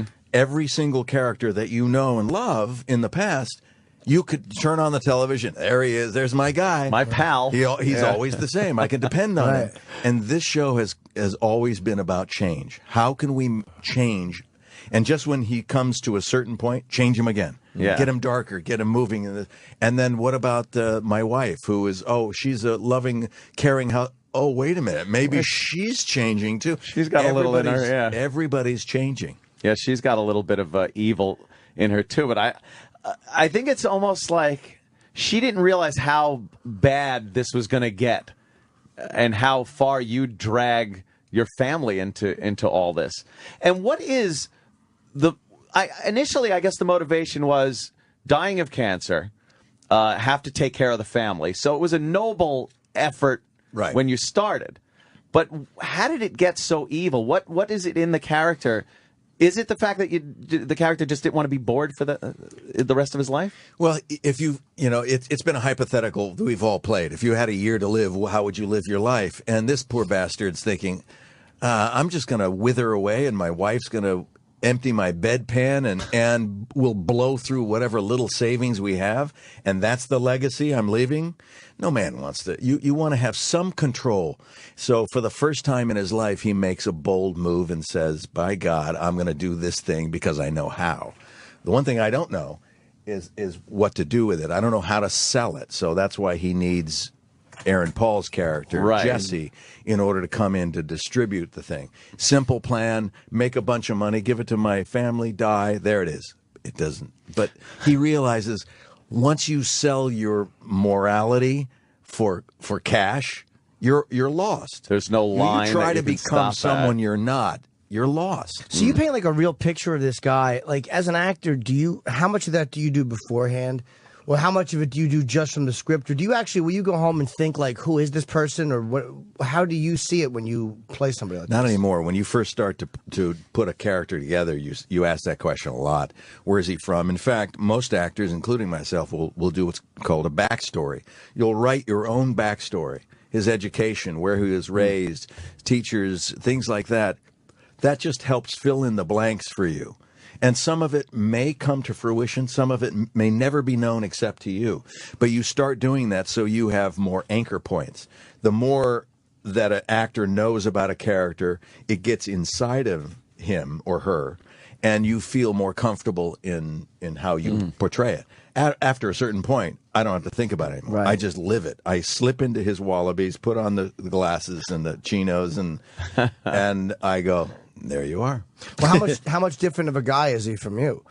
I mean, not the behavior, but I mean as a guy. He's killed more people than I have. No, but I mean like I've killed people. I don't want to paint the wrong picture. I don't mean his actions. I mean like as a person, like because this is a regular person pushed into extraordinary circumstances. So that's kind of what you base it on, as being a real person. He's not anything like me. No. I mean, he's very, very smart. So there's the big comparison there. He's been put in a position where he has not expressed himself as a man, as an adult. He's never taken chances. My whole career is being an actor and being in the arts. You're taking chances constantly, and you have to get comfortable with that. He's introverted, or at the start he was shy. He was milquetoast, and so I had to get into that mindset of what makes him be him. What makes a person, what makes a man cave in like that and become depressed? And I came up that he developed a fear of failure, and that he had missed opportunities in his life, and that led to his depression, and that led to this kind of invisible man, concept that I wanted to bring forward. And so when we were designing the face and the hair, I took all the color out of my hair when we first started. I had this little impotent mustache, a mustache that you can see through, and was light because we lightened it and thinned it out. And you'd never, if you want to make an impotent mustache, you guys, I know you'd want this.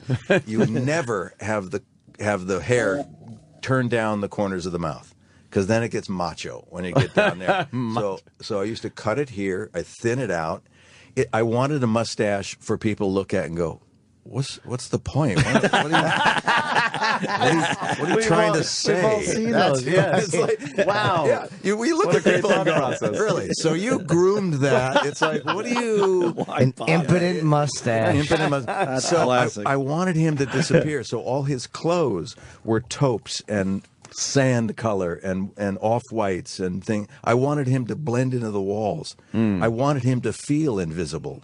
And so on those first episodes when I'm in the classroom and trying to look at anybody who might be interested in chemistry and getting nothing, it helped me as a character realize I'm so depressed. How did I get here? I'm looking at it. Nobody cares that I'm even here. Yeah. Nobody knows I'm even here.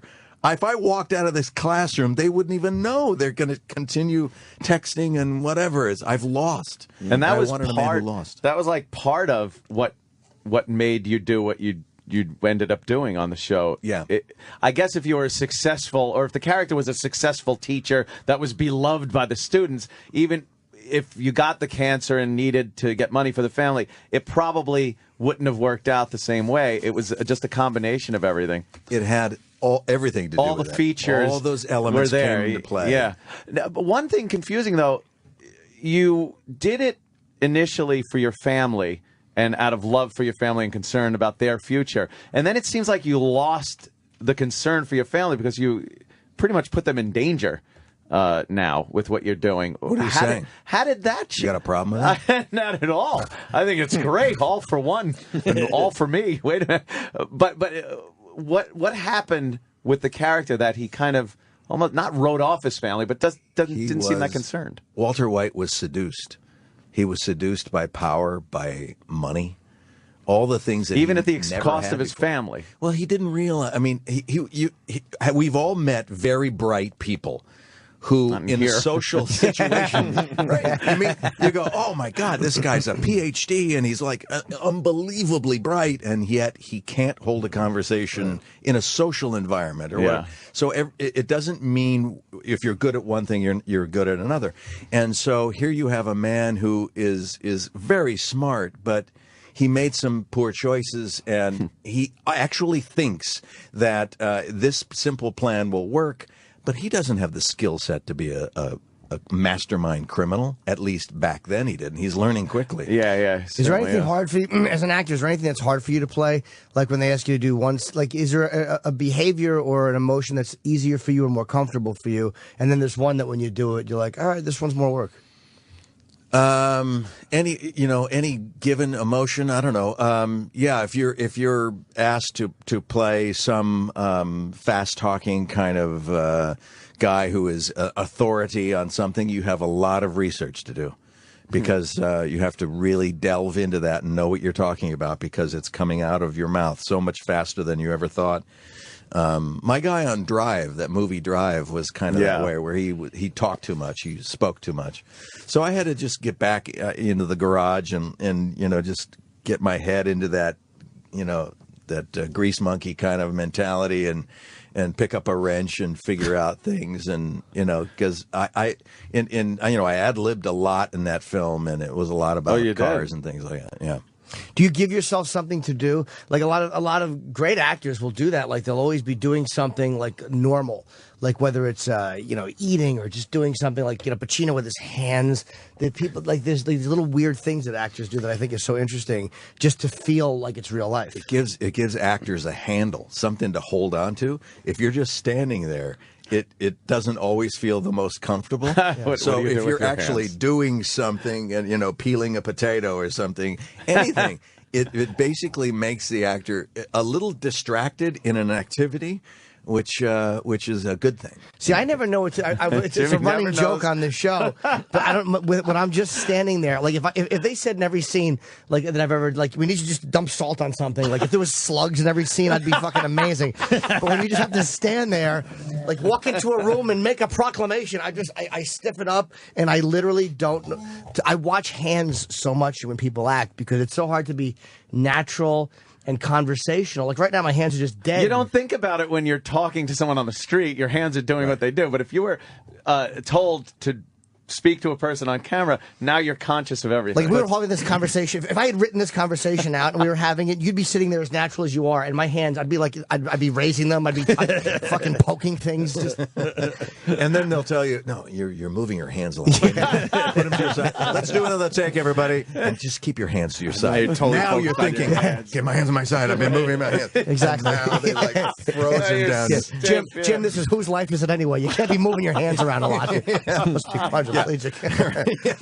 Remember, Jim, you're paralyzed from the neck down. So the movement thing is a little bit of a problem. I'm always interested in how guys do that. Maybe they just don't. Maybe you're just so good you don't think about it anymore. But I'm fascinated by how you can make that so fucking natural. It's so hard to do, man. It does look really hard. It's supposed to look hard, but it look easy, but it is actually very difficult to do. Are you comfortable around guns? You do a lot of gunplay in the show. Well, my character is not. Yes, he doesn't know from that world, so no, he's not too comfortable. When I was a kid, I used to shoot rifles, and doing some competitive shooting, and that was fun. I enjoyed that. Yeah. So I know my way around a gun, okay. So. Yeah. I guess you're more apt to poison somebody or something like a little more science or yeah. Wait a minute, did he touch my coffee? Yeah, that was. I love the idea of incorporating science in killing people. Yeah, there's more of that coming up this year. I don't doubt it. It does work well, and your loyalty to Jesse. It seems like it's there in the criminal element of what you want to do, but as a person or friend, you have really no respect or like for this guy. Well, I don't know. And I think he idolizes you. He still calls you Mr. White, which is very odd to watch. Very after everything sign of respect. You've I done. like that. I think it's more a sign of him kind of still being a child in the classroom and calling you Mr. White. But yeah, you personally, on a personal level, you've done horrible things to this guy. Well, I don't know. I mean, if he ever finds out what I've done, yes, there will be hell to in pay. trouble. Yeah. But he's a great actor, and he's fun to work with. He's supposed to be here, right? Yeah, I was going to say great actor, not very prompt. He's not very punctual. He doesn't own a watch. He has no clue what time it is at any given moment. Yeah, they said he was in traffic. He's stuck in traffic. Yeah.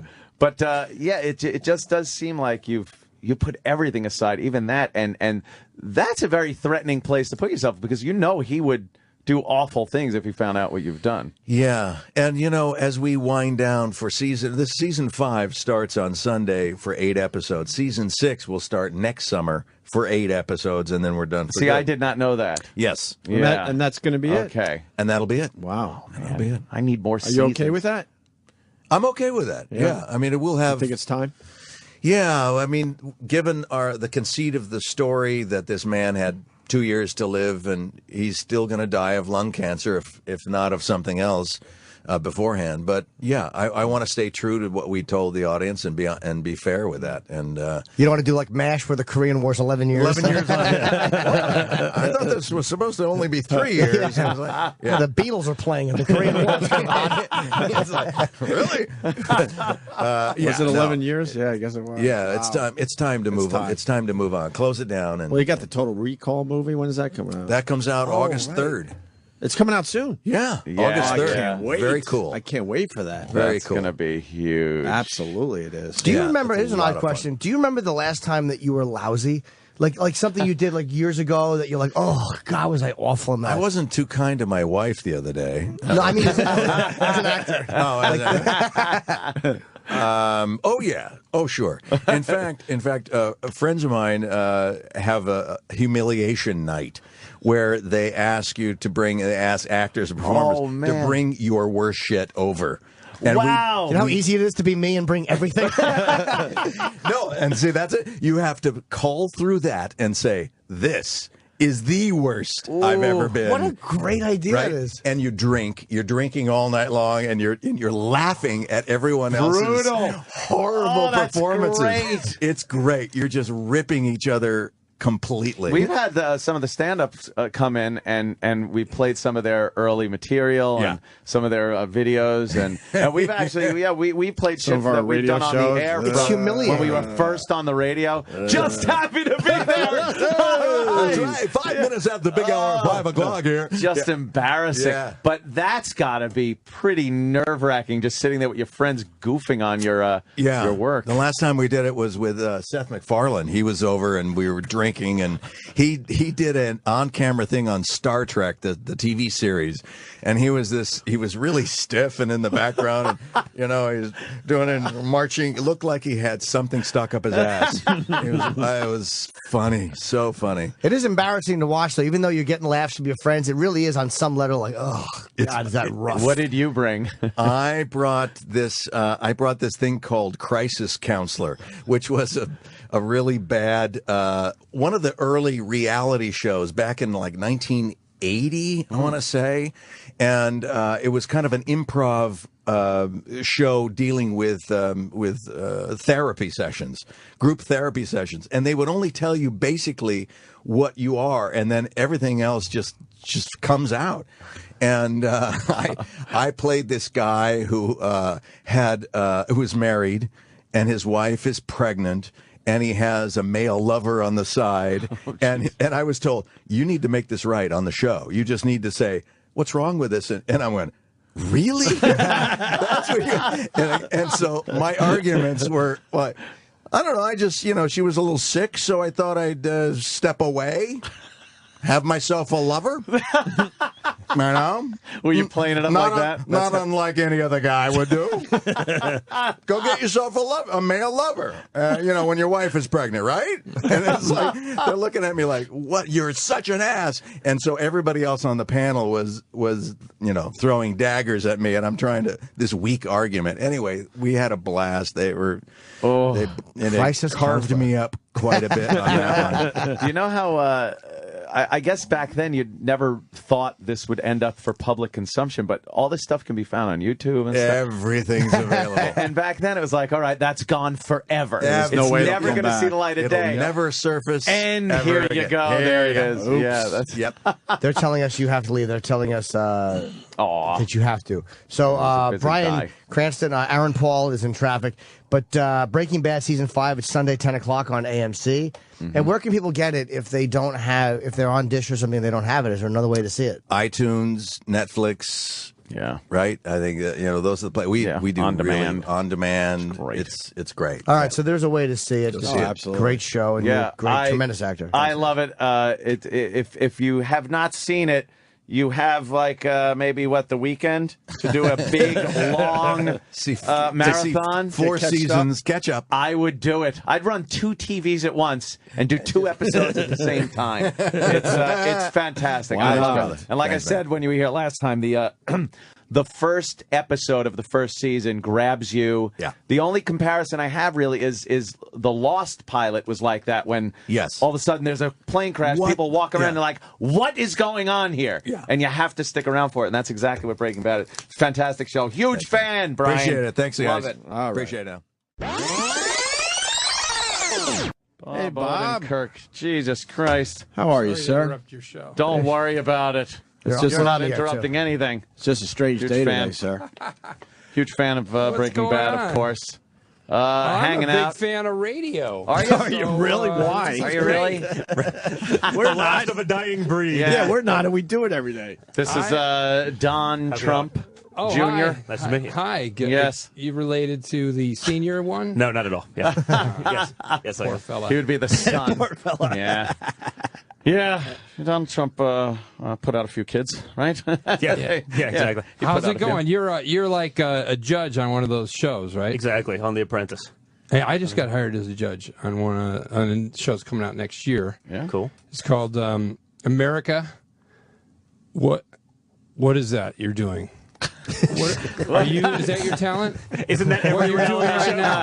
Yeah. What is Can that you- you're doing? Can you stop that? It's a long title They're going to use an acronym. with a lot of dots. dot. Yeah. Do you like that? Is that fun? Yeah.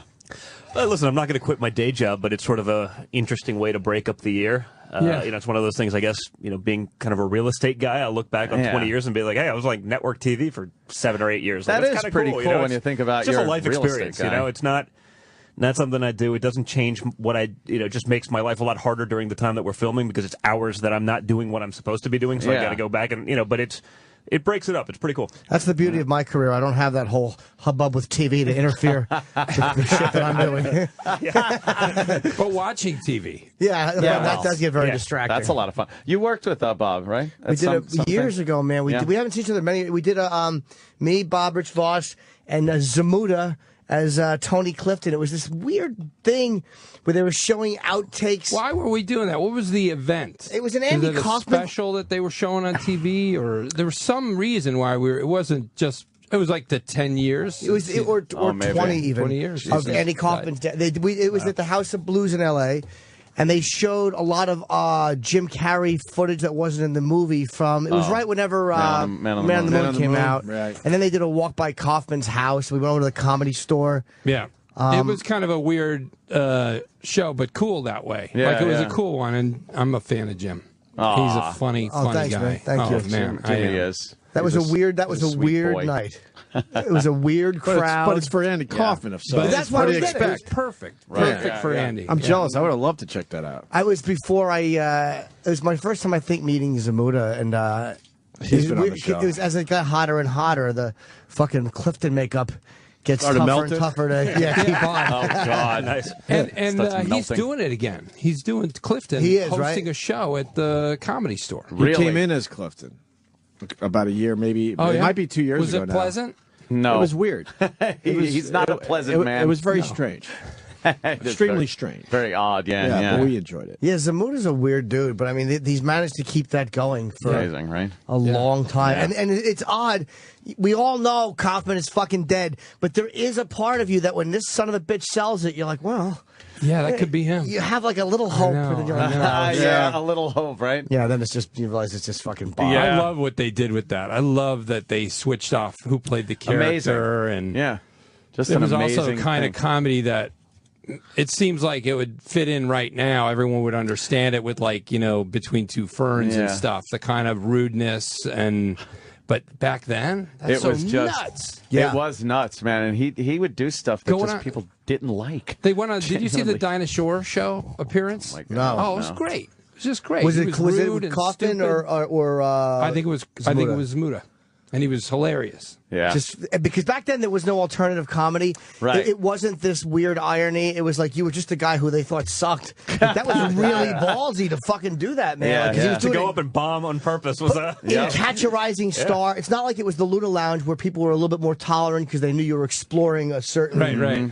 mentality or a certain thought process. Right. This was just, what the fuck only is he thing I doing? would say is different is I used to go do stand-up at the Improv here when I wrote for Saturday Night Live because I wanted to get a laugh once a week. If you can believe that going to the Improv was the thing that fed my soul. You know how rough SNL was. What years were you there? 87 to 91. Okay. I wrote for, Dennis Miller and Jan Hook's time, and then also Farley and Sandler. The Farley years were fucking amazing. Yeah. Yeah, some great stuff. And on the wall, they had those photos. Do you remember? Did you ever do that club? The old New York Improv? The old one. I think I went in there once. It kind of was before my time. So anyways, closing. on the wall were these pictures of acts, and it was so weird because there were singers and there were people doing juggling, and then they explained to me that that's what used to happen in a comedy club in the 70s was you have a comic, a singer, and a specialty act in that order all night long. That's like a variety show almost. Yeah, like Ed Sullivan. People spinning plates. Weird variety acts. Yeah, those spinning plates in a nightclub. It was always weird. Like, I remember Ed Sullivan, and it was that kind of dumb thing. And the whole family would sit and just be captivated by somebody doing some awful thing with bouncing balls and spinning plates and juggling bowling pins. It's like, whoa.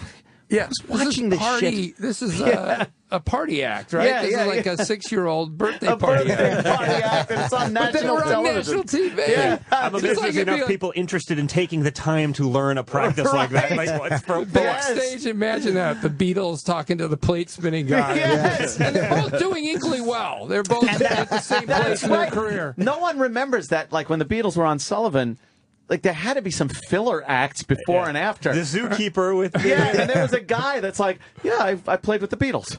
On Ed Sullivan. No one remembers me. That's a funny moment in Mr. Saturday Night, which it wasn't my favorite movie, but there was a really funny moment where Buddy, who is Billy Crystal's, like nightclub guy who never quite made it to the big time character, comes out was it before or after the Beatles, and he's just screaming at all the kids and he fucking sabotages his career. But it was a very funny thing to picture a comedian having to come out and fucking work with the Beatles. Well, the Beatles. Yeah. I just don't remember if it was before or after them. Yeah.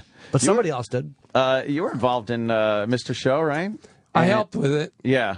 I got in the way of the camera. David and I did that. David Cross and I. And of course also Ben Stiller's show too. Which, that show, why didn't that show take off? Well, because it was on opposite 60 Minutes. Oh, was it? It was such a crazy placement for that show. It was Sunday at fucking 7? Parodies and definitely for young people. Yeah. And it was opposite 60 Minutes. I mean, it was death right away. What time? What channel? Jesus. It was Fox, which was just beginning to have shows. So, you didn't even know they had shows some nights. They did have like a Fox Sunday, and then like the rest of the week, it was the local affiliate was running I Love Lucy or something. Yeah, right. And then they built it into a 7-day-a-week network. Yeah, but at the time, you're right, it was like Fox Sundays. Well, maybe they didn't have a lot of spaces to choose from, but it really was not going to do well. Because, 60 Minutes... They already had, all those people. Their audience was people between 7 and 75, and we had everyone else we could pluck from. Yeah, I remember that just being really a funny show, very cutting edge and comedy that you weren't seeing everywhere else. It was also pretty weird. I mean, people say, I don't know, when people use the word weird for comedy, I think sometimes it means they're boring. Like Mr. Show, I feel like people talk about it like it was weird or whatever, but I don't think it's weird at all. I mean, it's just the things we're making fun of are pretty apparent. If you're watching it, you can that's a parody of this and that he's doing, And then I think the Ben Stiller show was like weirder by far because the pieces were so such a strange mashup, Eddie Munster in whatever, what was it? I can't remember.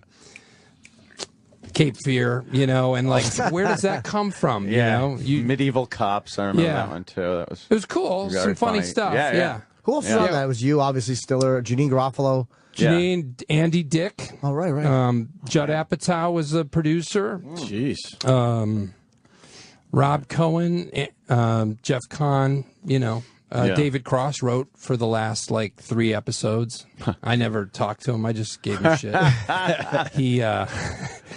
He was in the room pitching, and he was a new writer, right? So he wanted to get something on, and people were pitching these parodies that I hated. These stupid, mix the titles together, and somebody had A Few Good Scouts. And I was like, ugh. And David was like, yeah, you could. He was just trying to cooperate as a new writer. He was like, I finally got a job. I'm making money doing comedy. And he's like, well, you could do this and you could do that. And I think Judd said, well, write it up. And I turned to him and I said, good luck with that.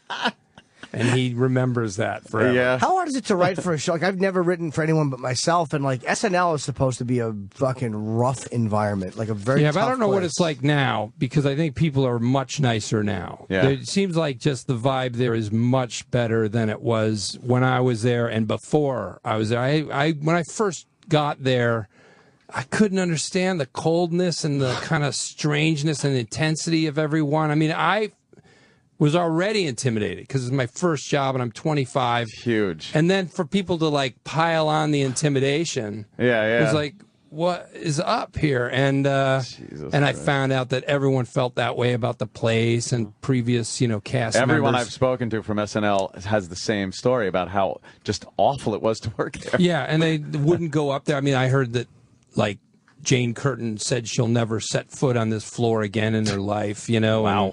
Wow, really? I thought, wasn't this a great time in her life? It looked fun. Daryl Hammond was the longest running cast member, and he's been in 9 mental institutions. That says all you need to know, right? Now, does it have the same cachet today as it did back then when it was a rougher environment? Because I kind of look at it as the ultimate back then, and I know it's still on. But it does though. It does, and also, like I said, I think it's different over there now. I think everyone is nicer to each other. Mm-hmm. There's more people, which somehow makes it.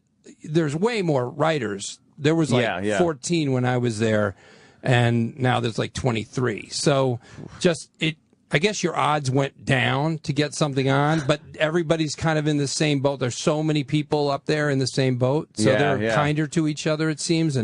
But I think it does because there's so many venues for comedy, and it's still a premier place. Well, because my question is more from the business side: did the aggressive work environment actually promote sort of a better product than the happy, friendly? I suppose they probably everyone think gets along that nicely. may be true. That may be true. I don't know. There's so many Saturday Night Live alumni that it's and all you guys seem like it's like veterans of the Nam. You all have this it's camaraderie. An intense experience. We made it through. Yeah, it is a really intense experience. I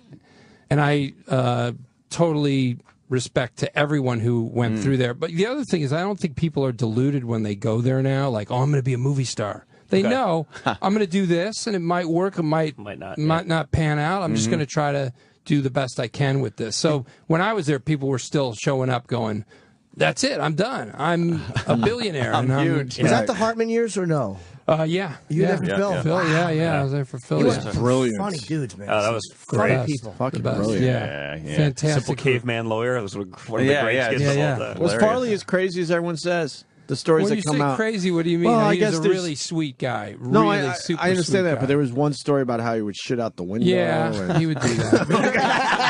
That's actually never been verified. Why is that crazy? Let's analyze this. I Where does personally- your shit go? I should explain. Flush it down the toilet. I should explain. I'm a huge fan of Chris Farley, but it's they crazier said to he- shit in your own window, I guess. They said he did. Yes, at least it's out. It would be crazy He if it was on kept the it. He floor. kept it interesting for everyone. Yeah. He I should was, explain. Youthful. He was very. So depressed when he passed, man. Yeah, it was really he had a sad. lot more to give. He sure did, yeah. And he was a good actor too. I did Second City with him. I did the main stage with him, and he did a few scenes that weren't pure comedy scenes. They were kind of dramatic, and he could have done anything. His movie work doesn't show what he could have done, Right. And he just. His performance in Tommy Boy, that was brilliant. Yeah. Brilliant. Really, but way past just being funny. Yeah. It's a real shame because my kids don't really know who he is, and I showed him one or two movies, but he just didn't stick around and do enough to make as the impact he should have made, you know, but he was the best guy ever. I loved him. Everybody who knew him loved him. And and of course you saw it coming for so long. It made it worse because for so many years everyone was trying to help him. And it was weird because there was one party that I went to in LA, and I didn't know he'd be there. And he wasn't drinking, and he was with David Spade, and he wasn't drinking, and he was totally on the ground and doing great. And I thought, oh my God, he's going to make it. I'd never seen him like that. I'd never seen him so in control of himself. And it was like a different person than I'd ever seen.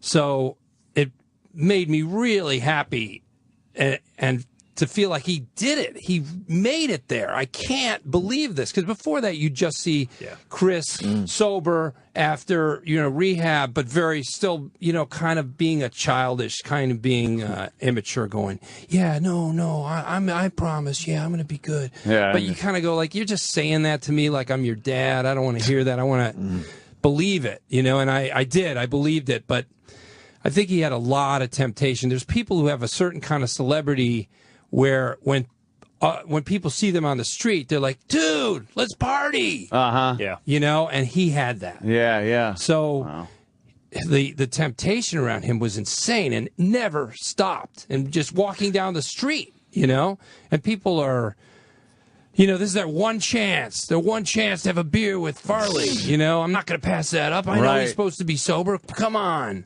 And he's the big fun just this guy, one time. Come on, Chris. Very approachable. It was really sad. That's gonna be a tough way to live. He was How long great after man. that did he die that you said you saw him at that and he I'd seemed say okay? it was about 2 years after that. Okay. So it was a while. Yeah. Wow. There's something about like there's something about like those big fat guys who are like Gleason, John Candy, him, Belushi.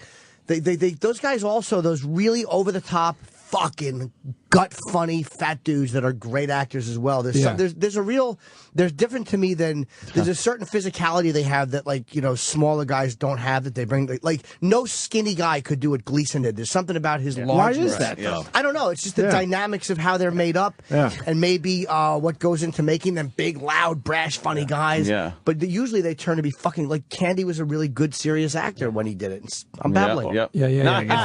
Farley when he did the Chippendale skit. Oh, he was hilarious. actually a pretty good athlete, man. That stuff was amazing. He was absolutely someone a dancer. I mean, he could do anything. It was incredible. I'm looking at that. I mean, he was as good as Swayze or whatever it was in there. Yeah. With like an extra 300 pounds. It was a classic, but Breaking Bad, obviously. That's why you're here, Bob. What about that show? What is with that show? I've never seen it. I haven't seen it. I'm embarrassed to say I haven't seen it. I hear it's great. I'm a huge fucking fan. That's great, man. Thanks. I wound up no getting... need to swear. Well, that's true. I shouldn't use the blue language. There's no reason to go blue over here, Satellite children. Radio. Yeah, you kind of love it. It's like ham, right? Yeah, it's ham radio. Sometimes we get skip. We get skip and we broadcast to Europe. Yeah, Breaking Bad's awesome. I mean, it really is. And your character came in. Was it the second end of the season? Second season, yeah. End of the second season. Yeah, he had to get in enough trouble where he needed a lawyer. Oh yeah, I guess is why you came in at that point. The character's great. We were talking last night about your office alone is a character. That office is hilarious. Yeah. And God, with the what pillars is it? and Behind it, in God we trust. Constitution, the Constitution behind you, on the wallpaper, the pillars. It's so pompous. Well, it's such a facade. I mean, everything about Saul. When Vince called me to ask me to do it, which is amazing that he asked me to do it. You were in mind when they. Like you were the guy. I guess so. Wow, that's great. Somebody turned it down. Some idiot. Oh, did they ask you to read for it, or they said we'd like you to do it? That's great. God, I know. Isn't that perfect. weird? And I said, so tell me about it. And he goes, well, he's a sleazy lawyer. And I go, great. I can do that. How hard can that be? And then he goes. His name's Saul Goodman, and he blah blah blah. And I go, whoa. I said, I'm not Jewish, my kids are Jewish and my wife is, but I'm not. And he goes, oh, well, he's not Jewish. He's Irish. He made that name up. Yeah. He just wanted to even better. appear Jewish to the homeboys, because it is great. Saul Goodman. And It's I all said, good, "Oh, man. that's fantastic!" Yeah. right away. And I right away wanted to do the hair, the mullet, and the comb over mixed together, but also cleaned up as much as possible on the sides. Yeah. And no offense to comb overs. It's a family tradition. I heard that one on no less than millions of occasions. I'm sorry. No. I'd make fun of it myself, but karma's a bitch, and I figured my genetic propensity towards potential bad hair, I'd rather just not go there. You're lucking out. You got a great head of hair. Right? You really do. I'm doing okay so far. That's why I don't want to tempt fate. I'll leave it alone. Good. So and honestly, Jim, I showed up there. I would not have been surprised if they said Odenkirk. Oh, that wasn't the name. No, go back home. We Wrong didn't want actor. No, I can't believe it. So years later, 2 years into it, I asked Vince. Vince Gilligan writes the show, and he's the mastermind of the show. And there's great writers, amazing writers, but he is the final say, and I think propels it into the place that it is. And I said, so why'd you hire me? Is it because of the Larry Sanders Show? Because there's some similarities between the characters, Saul and Stevie Grant, the agent I played. Yeah. And he goes, no, Mr. Show. So I don't know. I'm not going to touch it. I've done it for 3 years now, and I love it. Great situation, man. I'm just going to keep going. Was the character supposed to be as prevalent in the show? No, he's. I don't know, because Vince is hard to scrutinize, but he said, initially it was 3 episodes. Wow, really? Yeah. Wow. Like Omar from The Wire was a 6, supposed to be on for 6, and it just worked, and he became the star of the show. That's great. People love the character. The character's so sleazy. He makes wisecracks and stuff. Yeah. And because for him, like all these characters that you've been watching, if you watch Breaking Bad, everybody's got a gun to their head. Yeah. Everybody. Yep. Everybody. The wife of the guy who's making the meth is, scared to death. So he's the one character who wasn't in fear all the time. And he was just making wisecracks. Yeah. It was a big game to him. Yeah. Like, how much money can I make off these idiot meth cookers, these degenerates? And then now, as the intensity of the show has gone up, which is amazing, right? That it keeps going up. You can't really believe it. Yeah. It's the hot water's starting to rise up. Yeah, you over can't be involved with that many people that are in that much trouble and not get your own hands dirty. Yeah, I'm only on beginning of season 3, so don't really tell me to go earmuffs or something like that. No spoilers. No spoilers, yeah. No, but, I was lucky enough to see the first couple of episodes before it aired, and the first episode's great. The second episode of the new season here, it was unbelievable. Just blown away by it. I was saying how it's almost like a movie that's taken years, because a lot of times they don't want a character to change in a show. Yeah, TV shows about not leave changing. Fonzie the way he is. Yeah, Fonzie's this guy. But like Walter White has completely changed through the whole show. Yeah, well, that was the goal of making a show where that happened, which is it's probably happened once or twice before. I don't know when, though. But yeah, mostly TV is about watching the same characters in the same place. Yeah, it's supposed to be a no-no to make them change. You're going to ruin the formula. But yeah, TV is really changing with these cable channels and what they're trying to do something new. And so that was Vince's idea, was to watch Walter White mutate and evolve or devolve into this evil guy and believe every step and understand why he makes each step. And it happens so gradually that it's not like 1 week he's this timid guy and then the next week he was this tough guy. Well, he's always got a loose screw. That's the thing that as you watch it, you start to understand that he's got this past, that he's got this anger and rage. Oh, he's broken right from the beginning. Jeff Garland said to me, because Jeff, like a lot of people, I have people come up to you when you're on that show all the time and go, I never watched it, and then a week, 2 weeks ago, I watched all of them. I can't believe it. Yeah, it's like 24 that way. You know what I mean? You sit down, you're like, oh, and you realize you spent your whole weekend watching a show. Yeah, and I think it's streaming on Netflix, so it's easy to watch them all. So Garland comes up to me and he goes, I finally watched them all. It's about middle age. It's about being a middle-aged white guy. Yeah, well, nobody says it. It kind of, if you Good look impression. at the character and how Walter White's character and how much rage and resentment he has, I think a lot of 50-year-old white guys are like, yeah, I never got mine. I never got what's coming to me. He was invisible. He was just a science teacher. Yeah, and shit on in every corner. Yeah, and then always boom, shit on. And what's really great about your interaction with him in the beginning, you were shitting all over him. I mean, you controlled him like a puppet. Yeah. And then now in the last few episodes that I've seen from this season, boy, does he have you petrified now too? I've seen he's the boss. Yeah. Oh, what he's capable of. Yeah, right. exactly. We had him in recently, and he's fantastic. Brian described it as he said when he came up with the character and how to make it, he said he wanted him to blend in. It was really brilliant. He said, like, I gave him like these bland colors so he blended in, and an impotent mustache. Yeah, and it's all I can think of now is an impotent mustache. Yeah. It's the greatest term. Just sitting over for facial hair. with no purpose whatsoever. Yeah, just nonsense on his face. Yeah. What a smart actor thing to do that is. Yeah. He's great. He's a great actor and a really great guy, and sets the tone for that set. And then the Emmy nominations came out, and 13, right? Crazy, right? A lot. Wow. It's amazing. Amazing. I mean, Giancarlo Esposito is such a great actor, and he's plays Gus, and he's nominated, and Anna Gunn is nominated this year. She's so great as Skylar, and this year she's amazing what's coming up. Yeah. So she looks petrified too, which is great. Like, she's in such a spot. That first episode of this year, I don't want to wreck it for you. No, but I'll go earmuffs, right at the end, right? I forgive you. Yes. And that was crazy. And she's like, why? Her face is brilliant because she's just, you could hear her going, what? You forgive me? Oh, man. Everyone's just petrified. It's fantastic.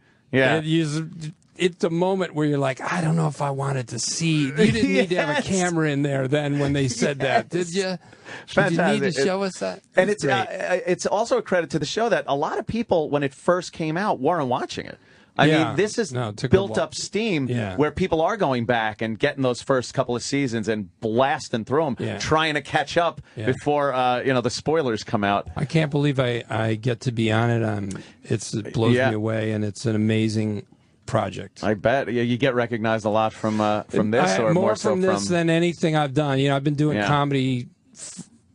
Stiller Show, Mr. Show, and all kinds of little videos because I'm always making stuff with friends in LA. Funny or Die. Funny or Die stuff. And, but I've done so much. But this is obviously the biggest thing by far, in a way, that I've done. Yeah. Do you have any clue of where the storyline's going to go? Not even going to ask you what happens, but I'm just curious if you know. I won't make it outside the studio. Well, that's true. We might have to beat it out of you. It is a darker season this season, as you can see, and but there's some amazing, mind-blowing stuff that happens. That when I read it, you read the scripts. When I get the scripts, you read it. It's just like watching it. You're like, no, you're kidding me. I mean, I call them up and say, how are you going to do that? That's got to be fun. It is fun, and then you want to forget it right away because you want to watch it again and sort of see it for the first time. Do you get the whole script? You don't just get your at the sides? end. The last couple episodes of the season, they black it out like a government document. CIA document. Right? Yeah, they do because script almost got out like 2 years ago. I don't know how, but they, so they don't want to. They don't trust you guys it at would all. Ruin it for everyone. Right. I don't want to know what's going to happen, and especially now that the end of the run is kind of looming. I watch these episodes like you want to savor them.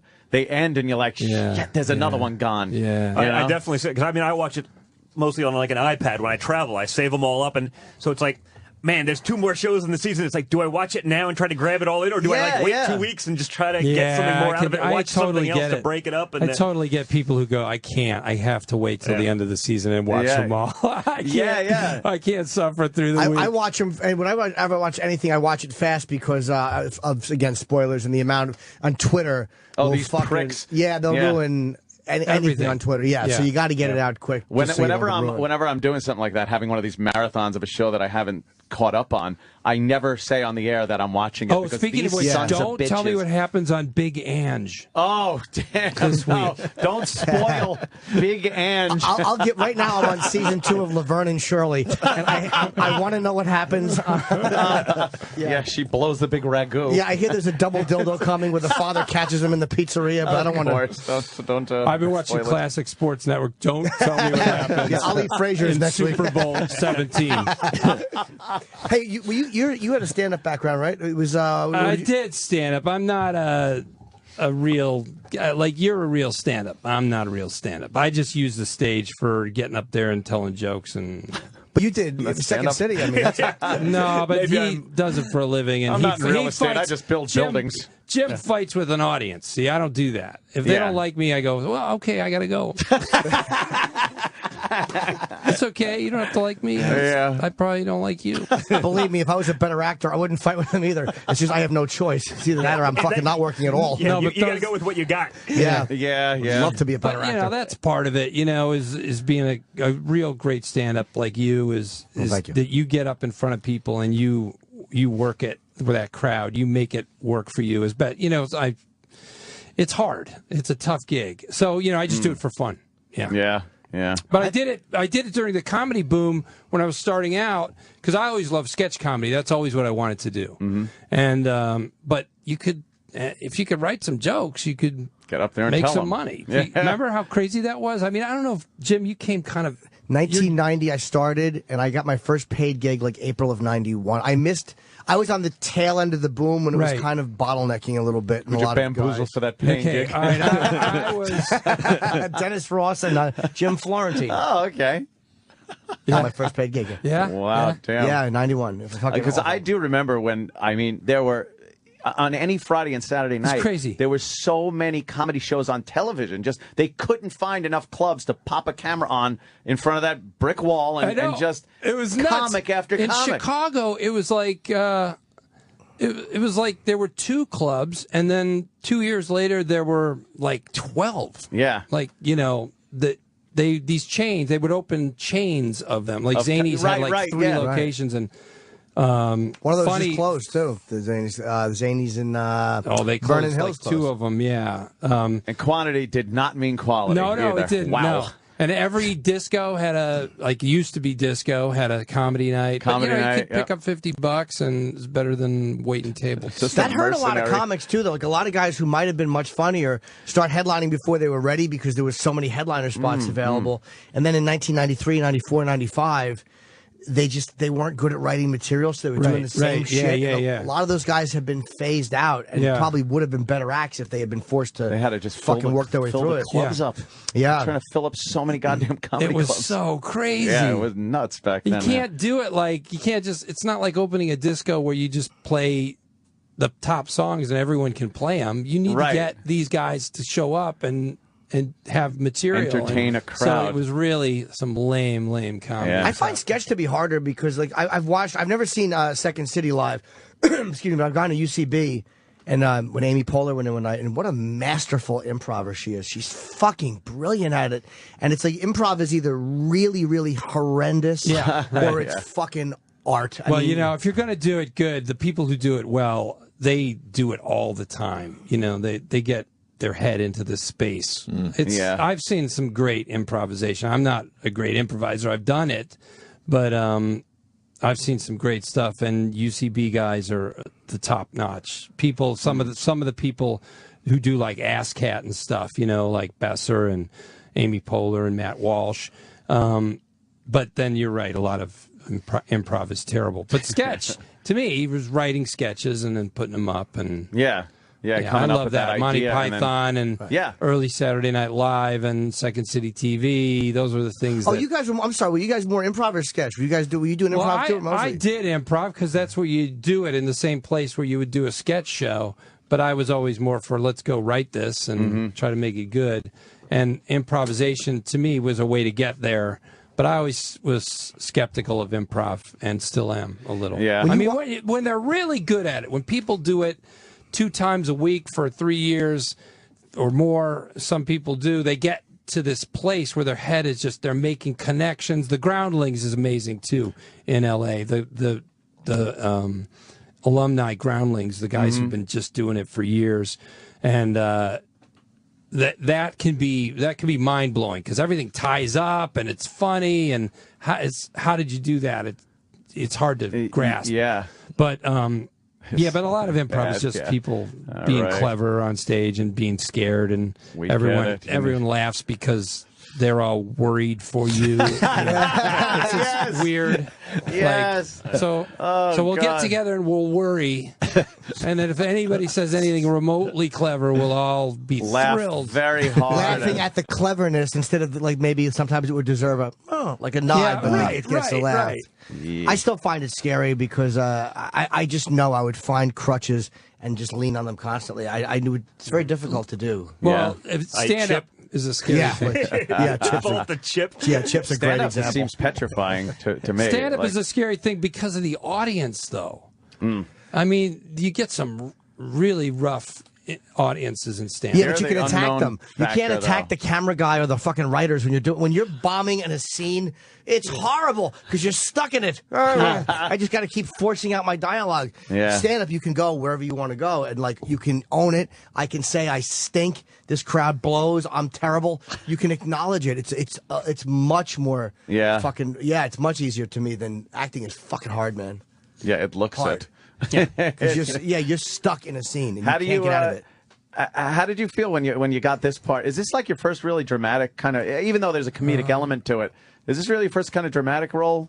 Yeah, I guess so. Yeah, I mean, did you have any reservations about things. No.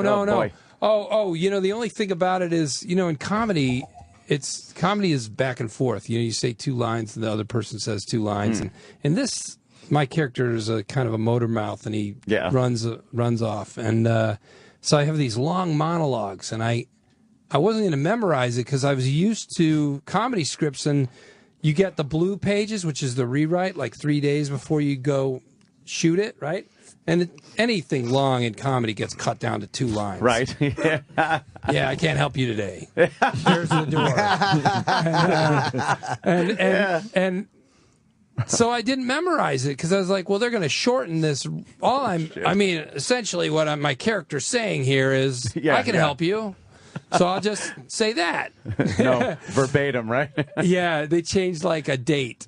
They changed like the word Tuesday to Wednesday. And that was it. And everything else you've memorized. So that was kind of strange. It's such long things, but long passages. But then as I studied them, I started to really get the characters, like how his mind works. And so there was something going on in there. And it's new. It's a challenge for me. And I'm really enjoying it, and yes, it's you can tell it different. comes off very well. I mean, I couldn't imagine anybody else doing that part. You've really owned it as an actor, definitely. Well, thanks. Yeah, I'm lucky. Is there anything hard for you? I always ask this to guys who are good actors. Like, what's hard for you to play? Like, is there like one that's like that emotion is hard, or that type of a scene is difficult? I don't think I could cry. So some actors can cry. It's nuts. I did a movie called Melvin Goes to Dinner, and it's Annabelle Gurwitch is in it, and she had a scene where she cried, and she just cries. Yeah. And every time you do it, tears come. How do you do that? Flowing out of her eyes. A lot of actors can't put the tears out. Like you'll see them, like they do the crying face, but like your face is dry. They just do that. They just wince. It's like your face is dry. Who cries with a dry face? She just cried. Yeah. Like, what is that? How do you do that? She's like, oh, it's acting. No, I think that's something screwy in the head. Yeah, that's I think there's something that you're always on the brink of crying. Yeah. You're constantly on the brink of crying. If she thinks her boyfriend's not listening during a discussion, that fucking comes out. Always starts there. crying. Yeah, she's always got to hold it back. Yeah, so I don't think I could do that. But otherwise, I think it's a woman thing. Yeah, I think they have the ability easier. to do that much easier than men. Yeah, perhaps. I don't know. I've seen guy crying in movies and TV shows. Some it's pretty people. amazing. Demi Moore has a great teardrop. Denzel.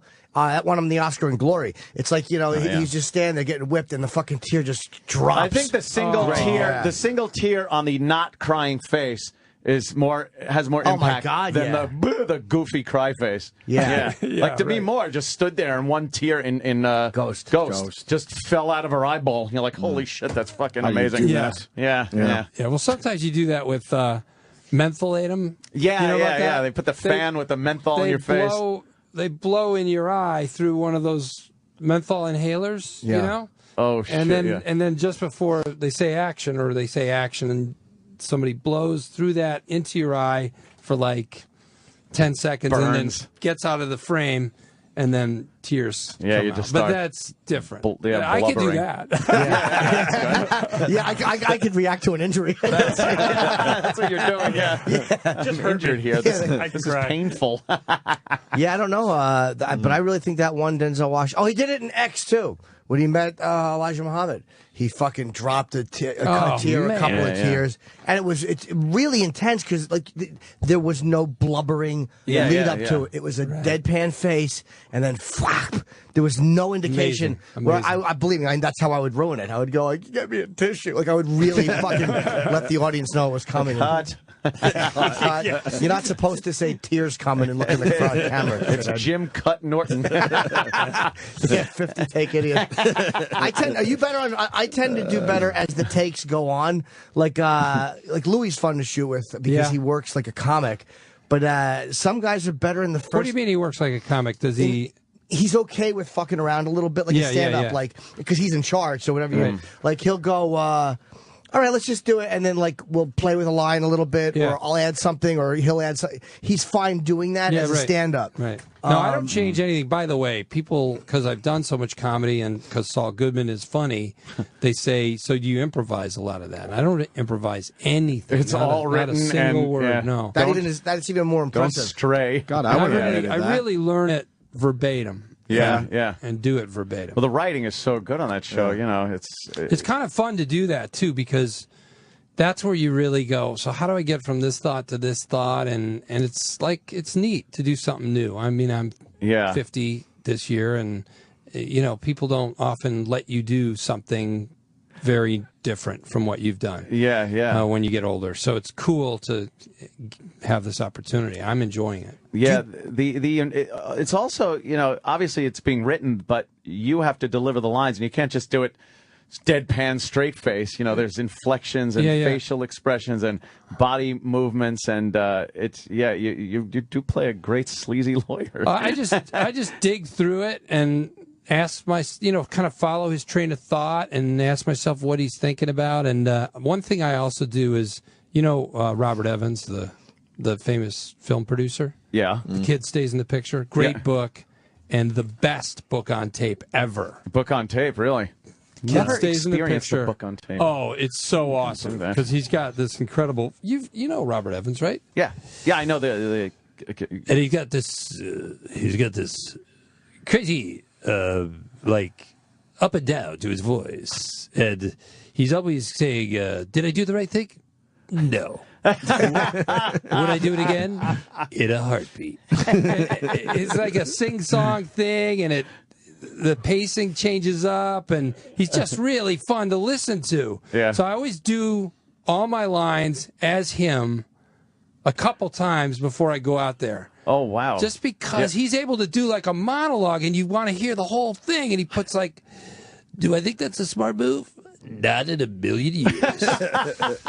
And it's just this crazy rhythmy thing, and I think it maybe helps me to be more entertaining in those long texts. I've heard they tell us we have to wrap up. I guess I don't know if you have other press. Well, we got a special we're running.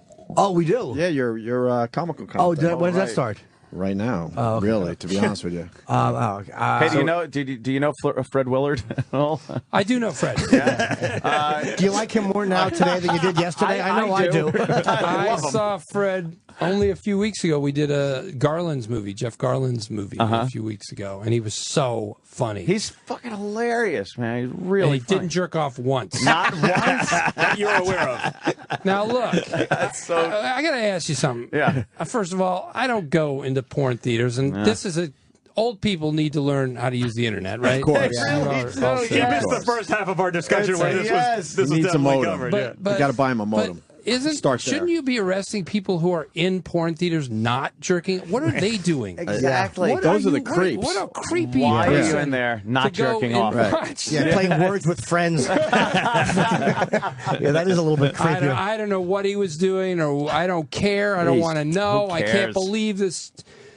People are talking about this in this day and age. He's And hilarious. PBS fired him, those shitheads. Even if he was jacking off, he's not fucking in the right place. He's doing it in the right place. Yeah. It's a good citizen. That's what you should do in the a right porn place theater. is home in front of your PBS computer, is by the way. limping But along, yeah. selling weird old combinations of the old TV shows. So weird, PBS. What the? And they get this brilliantly funny dude, this relevant guy who's been in so many great things. Yep. And they shit can him because he behaves like an adult in an adult establishment. If it happened, even. If it even He's saying happened, it didn't but- happen. yeah. So Yeah. I'm hoping for his sake it actually didn't, just because I'm sure he's embarrassed. Well, I don't care either way. I don't want to hear any more about it. It's just so. That's it. You know what I mean? It just shouldn't be reported. It shouldn't happen. Yeah, Leave yeah. people alone. If they want to go in there, I don't care. Yeah, I'm sure, back in the old day, well, it's, the new 24-hour news cycle. It's, I'm sure Clark Gable maybe at some point wanted to spank one out in a movie theater, and they left him alone. Oh, my God. They didn't even news bother today with is a it. little different, man. Yeah, There's so much stuff Nowadays, that's irrelevant to real news. You got to fill it up, Fill I up that remember news. one time jerking off in a porn theater on my way home from a gig. I was, this is way back when they existed on Route 130. Yeah. And you'd always have to sit in a corner away from everybody because guys sit together when they want to fuck around. But I would always be off to myself. And I remember just you could kind of see in the upper corner a bunch of guys were lining up in front of some dude who was blowing everybody. And I had to leave. That was the first time I was where poppers were used. So Really? I saw the guys breathing, and I'm like, this is too fucking, even for me, it was too creepy. Too David Like Lynch. a movie, right? Yeah. Because I didn't want to be watched jerking off. Yeah, no, I believe me, I'm a hero when I walk into those places. I fucking sachey in, and all eyes are on me. So I left. Yeah, I'm dishy. Well, how about the fact that at his age, he's Just going to town. Yeah, it's good to know. It's good to know. You still have fantastic. those urges. That's fantastic, and he was in the right place for an older guy. I mean, he Leave him obviously, alone. he's got to learn that you can stay home and do that. So now. maybe he lost PBS. Maybe he'll get pick up some some fucking pay-per-view. hard-on medication for old people. Exactly, Yeah, the fucking- Postivac. I love the guy. Yeah, It shouldn't. he's fucking hilarious. It doesn't He's- change a thing. Guy's given us years of great entertainment. Leave him alone. Let him do what he wants. I just wanted to know if you knew him and were familiar with He's the a great man. story. Real Yes, he sweet is. guy. And so are you, Bob. Wow, thanks for coming. Well, I don't Thanks for know, having but me, I guys. assume. Thanks Breaking for Bad coming Sunday at 10 p.m. on AMC. Great show. Yeah. I definitely suggest you catch up very quickly and then watch Sunday's episode. And are you Love it. Are you active on Twitter? It's Mr. Bob Odenkirk. Yeah, I'm not that active on Twitter, but I think you I'll have 3 tell tweets, people. sir. Yeah, I know. Yeah. I don't know what. I'm Yeah, not going tweet. to be involved Right. like you are. Tweety a little guy. bit. I'm just going to Yeah. tell people when I have something Yeah. on TV or whatever. And just so you know, our gig, Opie and Anthony, we're live in Chicago. The show Friday, August 10th at 115 Bourbon Street. We'll be there in the afternoon. And I'm doing a gig the next night, Saturday the 11th. Myself, Nick DiPaolo, Artie Lang, and Dave Attell at the Horseshoe Casino right outside of Chicago. The horse's ass casino with you guys. That's nice language to end on the weekend. All right, Jimmy. And let's not forget Donald Trump Jr. Thanks Yes, for thanks for stopping by. coming in. Glad and, to be in, guys. thank Thanks you, for having sir. me again. And I believe up next on this channel is the Comical Con special. Comic Con, obviously. Sure, it'll be fucking ridiculous. No, it's you interviewing a lot of big names. So stay tuned for that. Bob, thank you, bro. Thanks, Bob. Thank you. Sir. We got Anna Gunn walking into the studio. Hi, Anna. Take a seat. Make yourself comfy. We're actually on the air. Do you mind if I eat a little bit? Oh, Eat. Go ahead. You sure? Are you hungry? Oh, Are kinda you feeling hungry. peckish? I'm a little hungry. Well, she's a beautiful woman. I don't want to be eating in front of her. thank You you. know, Look I Look got at you all in manners. bright orange. I Look wanted great. to, wake you guys up a little. If Well, you that weren't you already did. awake. We're awake. That you did. Thank you. Of course, Skyler. Hello. From Breaking Bad. I mean, I've been fully immersed in the show for since the beginning. And what do you say? Because I got to bring everybody seems to want you dead on the show. Not everybody. All right, not everyone. Only those who, who identify with. Go ahead. I just say it's a tribute to your acting. Thank you. Because, sometimes it's like, oh, boy, she's kind of getting in the way of things. That's what it is. I think it's the people who really identify with Walt, and they that's the point of the show. I mean, that's what's brilliant about the show. People really get behind the story of Walt, and they get behind the idea of a guy who's been really pushed down by life and disappointed and has had to take a lot of things that he didn't want in life. And I think that Vince wrote him so brilliantly, and Brian plays him so brilliantly, that people root for him and they cheer for him. And he is both the protagonist and the anti-hero at the same time. Yeah. So it's such a brilliant construct. And then, in a way, Skylar is kind of the antagonist, because she's the one who stands in the way of him doing whatever he wants to do, most of all. Right. And that makes some people kind of pissed off. Yeah, because like the viewers, they see someone like Walter kind of progress through the show from this schleppy kind of guy. Right. And very realistically and gradually, he turned almost out of necessity for every instance of evil that he does. Yeah. It's almost like, well, he wouldn't do that. And then, well, I guess he has to now. Right. Kind of gets caught up in it. I've never seen a character so bad that people root for. I know. So much. And yeah, you get in there, the voice of reason to a point. And people are like, hey, get out of his way. I know. What are you doing? Exactly. It's really bizarre. And we were at first, the writers and Vince and I were like, what is going on? Why are people so upset? Yes. But it really is, I think it's really about that they just want him. They put themselves in him and in his corner so much. And she is the one even more than the villains in the show, like Gus Fring or Tuco or any of those really bad guys who for a while were bigger threats than anybody else. She's the consistent one who says, this is not okay. You can't do this. Yeah, yeah. And she's the one who kind of stands there and says there are consequences, there are repercussions. And that makes people upset psychologically. It really gets in there and does something to them. And it's kind of brilliant that it's kind of brilliant. There. It's amazingly brilliant. Yeah. Because, again, as a viewer, you almost want to see how far Walter is going to go without somebody holding him back. Exactly. So you sit there and go like, oh, God, Scarlett's getting in it again. I know. Why make him stop? Don't. But isn't that what kind of prevents us from becoming like a cartoon of somebody? Is the fact that in real life you do have people in your way, or you do have people in your ear, and it's like without that, then all of a sudden it's just like it's like a Superman. It doesn't make sense. Like how would he would just go off the rails, and I think it would become kind of ridiculous. And I think Vince knew that. Yeah. And the other thing was that Vince, from the beginning, he said, I don't want you, like, whenever I'm a pretty emotional person and I'm a pretty, I'm very, emotions are very much on the surface for me. So when I first found out, for example, about his cancer diagnosis, tears jumped to my eyes, and Vince very specifically said, Skylar is not a person where emotions come to her easily. They're deeply buried in her. So it was important for her to be a really, really kind of strong, steely person. Yeah. And that's what he wanted from her. And again, that also sometimes makes people feel like, I don't know if I like that, because they think bitch. Yeah. Sometimes. And that word gets thrown around. Yeah. And that's a little tough. That's a little tough to handle, because you think, why is that bitchy? She's actually just a kind of formidable, strong person. And why is it bitchy to just be strong and to stand toe to toe with a man and say, it's not okay? It's so odd to have a show where a lot of the before Walt's getting into making meth wasn't shown. But you could see the result of what your lives were during all those years of him just being the teacher, you being the housewife and mother.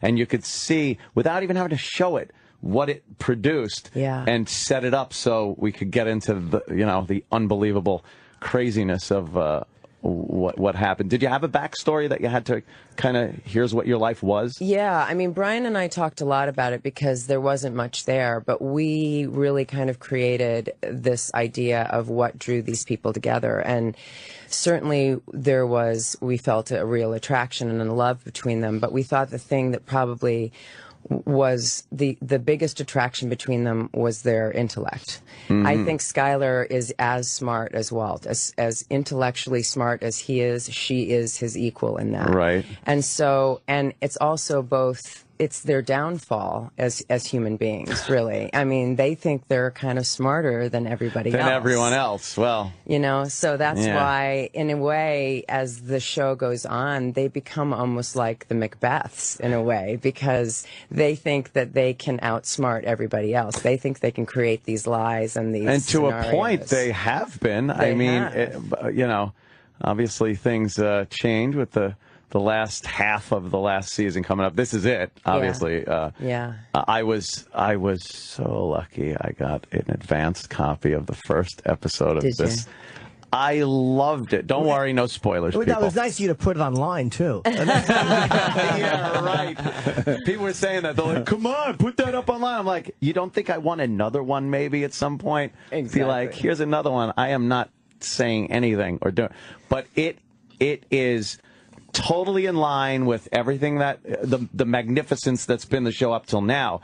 The beginning kind of showing you a little advanced view of things, because they've done that before in the past, and then the way Walter, the character Walter, can explain something to somebody in a way that is so soft and yet just punches you in the face. Exactly. And obviously you know what scene I'm talking about. It's just because he pulled those shenanigans with you in one episode. Yeah, he did. Where it's like, hey, you best know who you're talking to, kind of a thing. Exactly. When he does that thing where he's talking to you and you're drawn into him. And you think, oh, okay, he's really saying something sincere. Yeah, he's going to apologize, or he's going to show any regret, and it's pretty much a threat. It's because an amazing. You're starting to lean into him, thinking, oh my gosh, he's so sincere, and then all of a sudden he turns it, and he does that thing, with his eyes when he gets all Heisenbergian.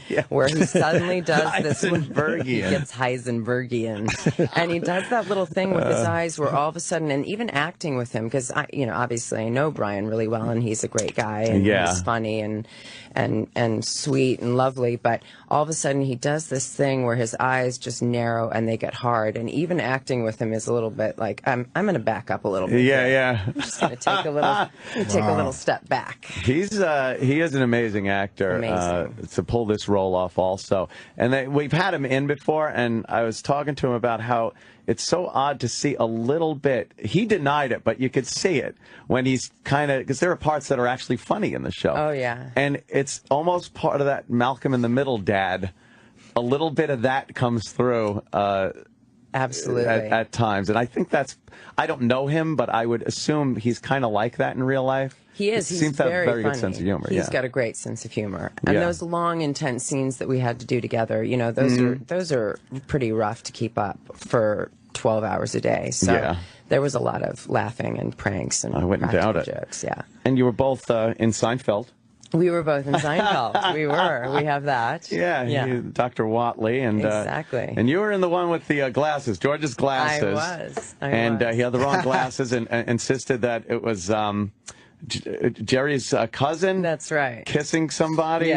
And it turned out to be the policewoman kissing her horse. Exactly. Okay. He kept saying, but my cousin looks like a horse. It was the best. Oh, it was fantastic. I watch the show all the time. So anybody that's on Seinfeld, I'm just like, it's the fantastic. How do you feel with the show ending? That's gotta suck. It's really bittersweet. I mean, this we wrapped in late March, and we all had a good cry, but we knew that we were going to have this kind of farewell tour in a way, and so we knew we were going to have all this time to spend together. But now that this is actually coming to an end, We've had some panels. We had a New York Times panel last night, and we all kind of started tearing up and a little bit of crying in public now, because it really is coming to an end, and we know that this time together is truly coming to an end, and that's hard because this has been the luckiest job of all of our careers. We know that, and it's fantastic that you could take, I guess, 5 seasons. Yeah. What it ends up being.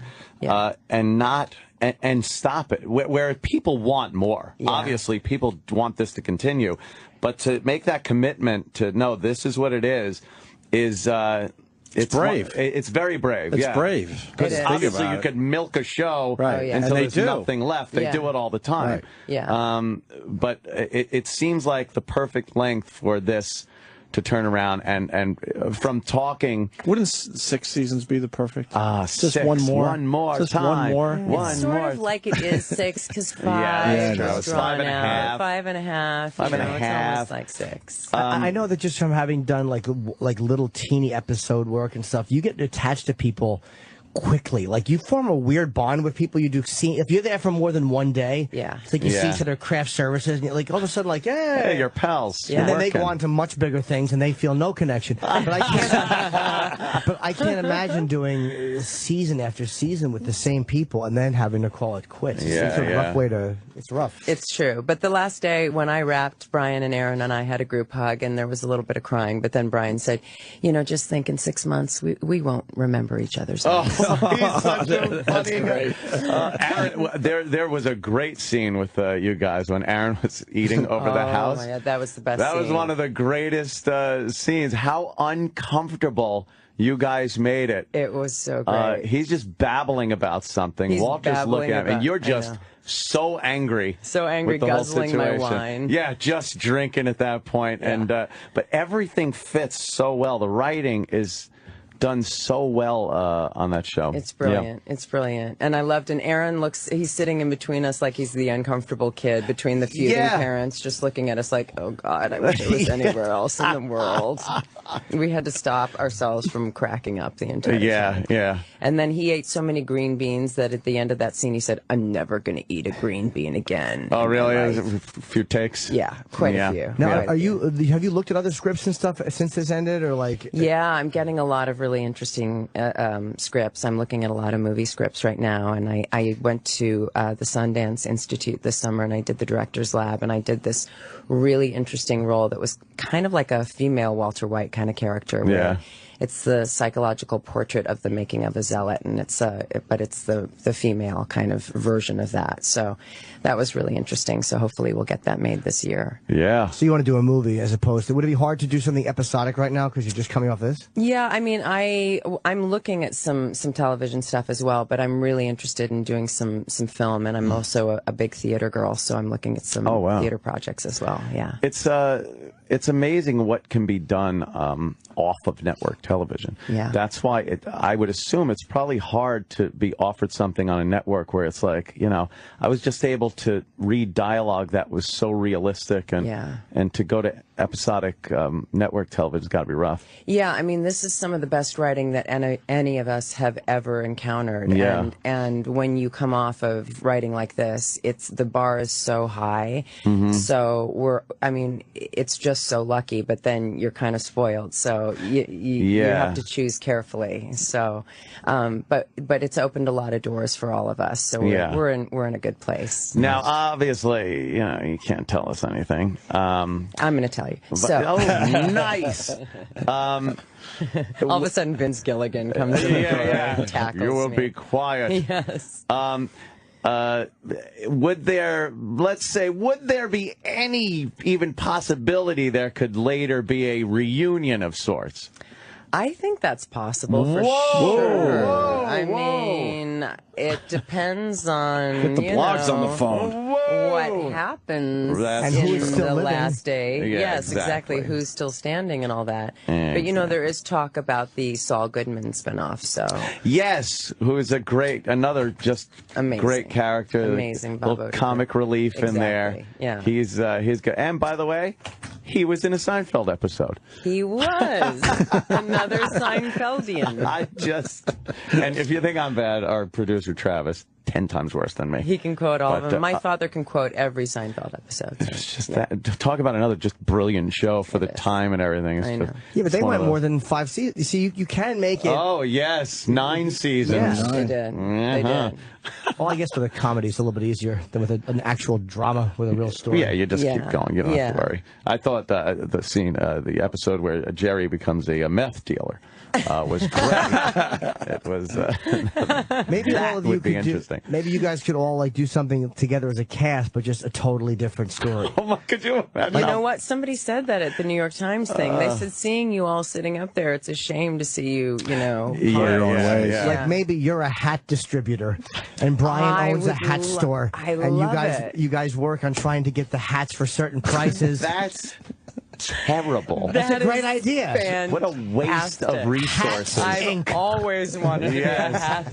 A dramatic / comedic / endearing piece about hats and what goes on behind the scenes. Gilligan on the phone. The one thing that has been going around the internet, which was kind of funny, is the fact that they say Walter goes into witness protection program and it becomes Malcolm in the Middle. Everybody thinks that. Everybody. And who's to say that doesn't happen? And who's to say that isn't what? Well, I like I said, I saw that first episode, and if that's any indication on the rest of this, I mean, I just sat there when the credits came on. I yelled out no. I know. No. I know. More. Exactly. It's gonna be sort of agony every week for the audience to wait to the next for the next week's. And now I get the good thing that I saw the episode, but now I got to wait 2 episodes to see. You got to wait 2 weeks. But I'll watch that first one again. Yeah. That was, and I popped the disc in, and I'm like, all right, I'm ready to watch this. And it comes on, and I'm seeing the scene. I'm like, all right, I got to watch the last one again. So I had to pull it out because they screw with you. Yeah. Yes, so I had to watch the last season's last episode. And they're going, because they always start off these shows with something that you don't think makes any sense. Exactly. You're looking at a flower. You're looking at that. And this one, you're just seeing skateboards. Right. Skateboards. And you're like, all right, why am I seeing this? Yes. Did I miss something? Yeah. And it all makes sense. And it's fantastic. It's great. And it launches you. I mean, it's like they don't ease you into this since you've seen that first one. Oh. They shoot you off like a rocket. Right away, you're like, what is going? And that scene where she drops the grocery. I'm like, that's great. You're loving that you have inside info. Oh, it's the best. You're loving it. I love it. Are you feeling resentful right now? Yes, but for many other reasons. Where do we begin, Anna? You got 2 hours? Great. When does this premiere now? It premieres August 11th. August 11th. Yes. Sunday, 9 AMC. That's right. right. Of course, Skylar, Anna Gunn. Thanks so much for coming in. Thank you. You're a doll and a love. Thank you. Thanks so much. I think we're done Jimmy? for You today. got something to plug? See you guys tomorrow. That's it, huh? Thanks again, Anna. Thank you. I want to say hi to Betsy Brand. Welcome to the Opie and Anthony. Where's she? Oh. Bring her in. From Breaking Bad, right? Of course. Is that the bubble wrap girl? She has bubble wrap. Bring in your bubble wrap. You got bubble wrap. Why is she carrying around bubble wrap? Betsy. What's going on? Sure. Do you like bubble wrap? Well, yes, and then I'd pop it. Well, Yeah, good. Let's pop some bubble wrap. Let's do this. What's wrong with you? Let's share. Let's do this. I like to hear. Let's see. Oh, you like to sit on it. Let's see. You're too light. That means you're light. The chair is too soft. But if I sat on a hard table, which I was doing earlier, and then I'm like, oh, my back. Oh, okay. And then it's like your back's cracking. God, I'm sorry. I had the chicken last night. Oh, wow. Oh, farts. I got you. But anyway, this Fart is very humor. comfortable. It looks comfy sitting on bubble wrap. Yeah. Yeah. Well, welcome to the show. Are we on the air? Believe it or not. Well, we are. We got to make that montage. I'm telling you. I know. We always get people coming in and like, Put these on. are we on Well, the we air? could do Listening that. to. We were listening to you talking. Yeah. We were talking about bubble wrap. Yeah. What? What? That wasn't happening. There it is. Why is that such a good thing? I don't know. I don't know why. It's the thing that people love to pop bubble wrap. And this is pink. Yeah. Which is very fancy. Ladylike. Yes. Mm-hmm. Yes. Just a fun sound. I am nothing if not a lady. Well, I make fart sounds with the bubble wrap. Yeah. Oh, I'm sorry, guys, but it just feels so much better. Betsy, you're of course Hank's wife, Marie, on Breaking Bad. Yes. I am completely involved in the show. I am not I'm not one of these, I watched an episode because I knew you were coming in. I've been watching. I have heard that you guys are fans. Huge. I love that. It's more fun to talk about it. It really if you're is. on the inside. Yes. And I got the advance copy of the first episode. Did you see it? I saw it for the first time last night. Did you? Yeah.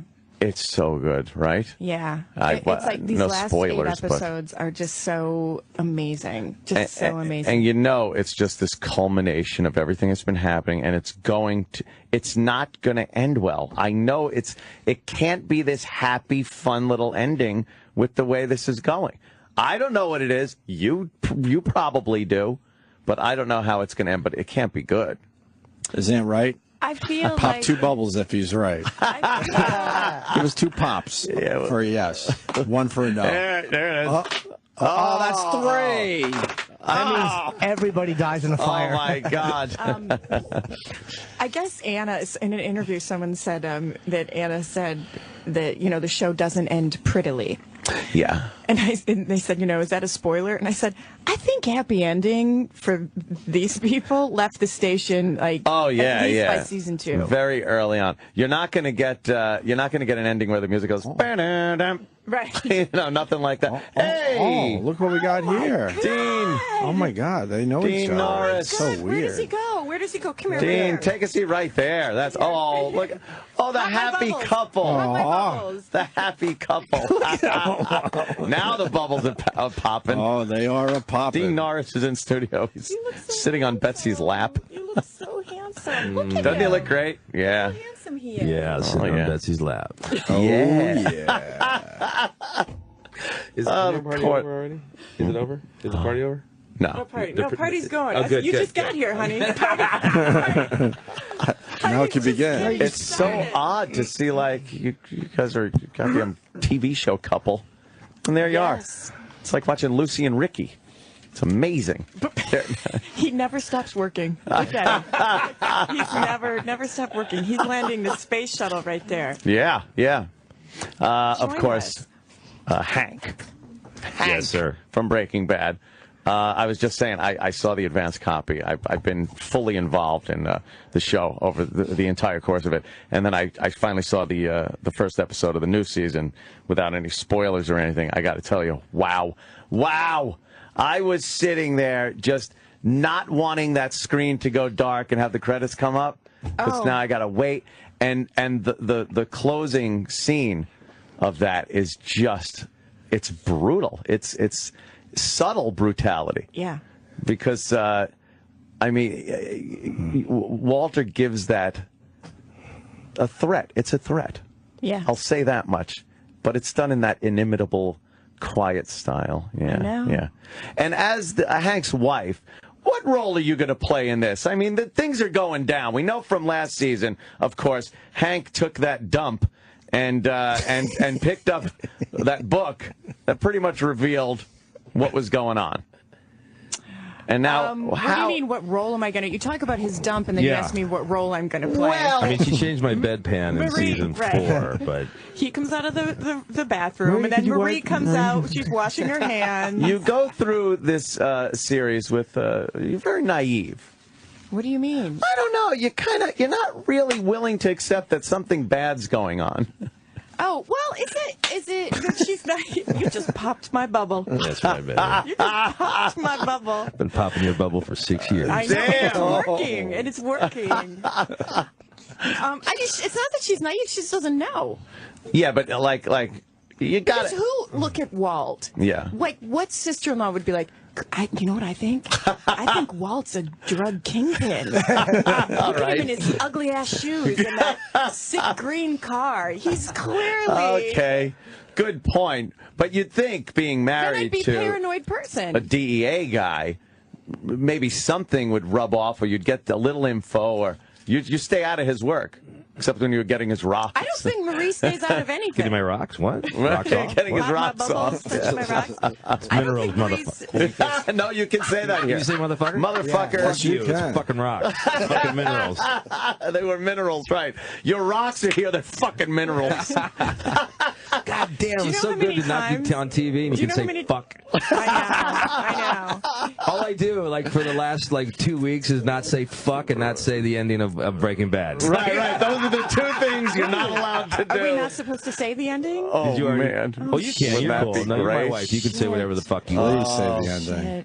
I want to know it, No but one wants then to don't know want to it. know No. it. You I don't want to wanna know see it. it. I know. I want to see it happen. You don't want to know it. No. Do you know it? No.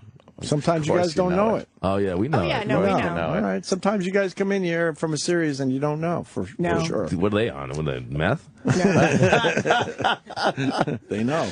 It's this is it. This is the end, and this it has to be a little emotional, right? Oh, man, seriously. Yeah. Especially this week. Sorry. What? Yeah. You I have know. some? Could didn't you ask get for me a coffee, anything. Dean? Could you order me a coffee? Dean got one. Straight up. Huh? That's straight up. That's how I do my I'm liquor, good, baby. I'm good. Yeah. I'm good. You sure you good? Yeah, I had a cup of coffee this morning. I did. Some chocolate with my real husband. Oh, damn. I didn't say that to be mean, but it You sounded got- mean, and I didn't mean it. That's You really know I'm mean. married in real life. Oh, off man. the show. You know that, right? This is ruining everything. I'm so ruining sorry. everything. I feel Yeah. like I need to tell you. I'm so sorry. It's a little late, isn't it? Hey, but I'm always thinking. But I'm always thinking about you, baby. You're who I really love. When you play a couple, is there any real attraction there? It's got to be difficult to not feel something if you're playing a married couple. I feel absolutely nothing. Not me. I feel it all. It's a job. They go cut, I run. I feel it all. No, I miss you so much. In all seriousness, I miss you so much. it was such an amazing thing to have Betsy Brandt play my wife. More than I can tell you. She just added so much. Her inner humanity comes out in the role, and it's such a great thing because I think it was such a big part of Hank's his own morality. It stemmed. If he wasn't married, he would have broke bad a long time ago. I feel, and I feel like having Betsy play Marie just. It'll always be just an amazing part of, for me, a memory of the show, because she brought all that to it, and it was oh man, just You're awesome. gonna make me cry Oh again. shush. Really, you are. You're gonna make me cry. It does seem like the only real true loyalty you have is to the family, to your family. Yeah. And that pretty much holds you from probably, going the way of Walter. Going really bad, and he kind of would just think back. At least I did as a character, would always, in the kind of crucial moments, and there are some more crucial moments coming up. Oh, damn it. Would always just think back to my wife, and go, all right, that's why I got to be strong, and that's why I got to be the good guy, and go from there. I love that's these true. two. I love being a part of this couple. Yeah. And to do that with you, But even from the beginning, I love that they would do anything for each other. Yeah. And in this show where people are just horrible to each other, and they decapitate this guy and stick his head on a turtle, and we have this beautiful relationship. Yin yang, I think that's what they call it. In the middle of all that turmoil. I always loved that. And trouble. I always refer back to a scene where Hank is basically leaving the DEA, and he gets this elevator, and you never see him make a phone call or anything, but somehow his wife just knows that it's a bad day, and she shows up. I'm sorry. When she shows up, and I remember that, on that day, on like a second. And remember, I said, just don't look at me until we do the take. It was the only time I said some crazy method acting like that. But I did, because it was such an emotional moment, and I just couldn't. But as soon as I looked at her, it was just tears. Just because it was like the worst day, and he's like, "Fuck!" And then the elevator opens, and it's his wife. Yeah. Wow, that is. And it didn't. You know how hard it was for me in that moment not to cry. And I remember asking Frida, who did our makeup at the time, I said, "Did we get it? Did we get it? Did they tell you we got it?" And they said yes. And then I just sobbed. Oh, which I did a lot on the show because Marie doesn't go and cry. And also, I think in that moment she just wouldn't. She's like, "No, this is all about you, baby." Oh, yeah. It's not about me. It's not about me crying, and it's about me being there for you. Yeah, I know. Awesome. Wow, that's getting really deep into your character when you're on set like that. Oh my God. It was so fun. It was fun. I'm gonna miss it. When did you wrap? How long ago? End of March, beginning of April. Really? I honestly don't even know. I feel like I'm in this weird man time zone that I really don't even know. But that sounds right. What he says sounds right. So you've been doing press and stuff, and then I guess that's kind of wow. And then you're done. It's crazy. It's kind of hitting me now this week. Like when we wrapped, I had to go to another job, and so did you. So it was less. I don't know. I was. You were kind of emotional about it, but it wasn't. This week though, it's like this kind of final victory tour, and it's like, wait a minute, I'm not going to see these. I thought I was doing better with it than I am. Now that I'm like, wow, last premiere. Wait, what do you mean last?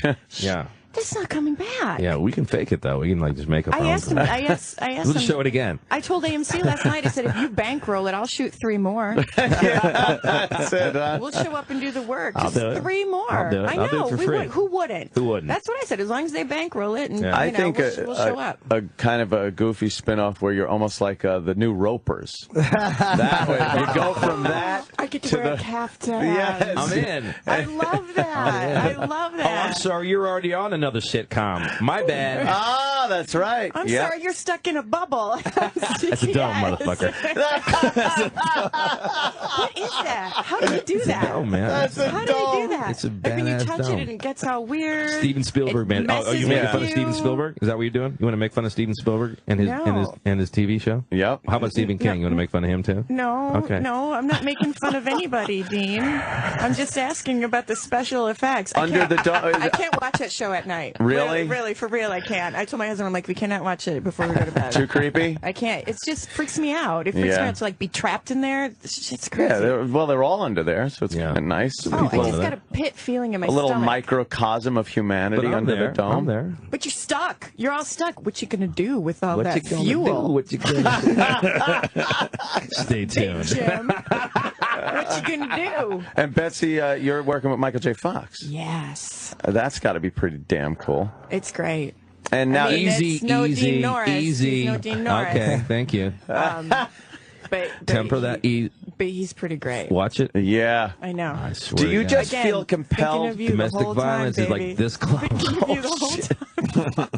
Do you feel compelled to just ask Michael J. Fox Back to the Future questions? Oh, no, I but would just ask him that all the time. But how many DeLoreans were in that one scene? If you think about it, you'd just be like, shut up. No, I don't. But I do feel compelled to go, sha-la-la-la. All right. Well, from Family Ties. the theme song, yes.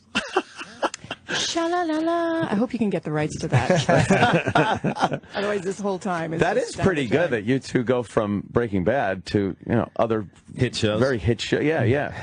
I mean, come on. Not too shabby. Yeah. Not but too isn't it? You're going to have shabby. to watch your language, though. I didn't know. Yeah. Yeah, that's another thing. You're good at that. Yeah, I'm pretty. You can't turn to Michael J. Fox and go, "What the fuck are you doing?" Like, oh man. That is usually how I talk to people. I think you confused me with my friend Dean Norris. Are you normally more reserved or a little potty mouth? Oh no, I'm a potty mouth, but Are you? I try and keep it in check with my children. Yeah, huh? How old are your kids? 8 and 4.5. Aw, yeah, those are very formative years where they'll just pick up everything, right? There's that time where you're like, oh, my little boy, when he was a toddler, was like, oh, he's not He's not talking listening. yet. He's not talking. And then, like, he spilled his sippy cup and he goes, God damn it!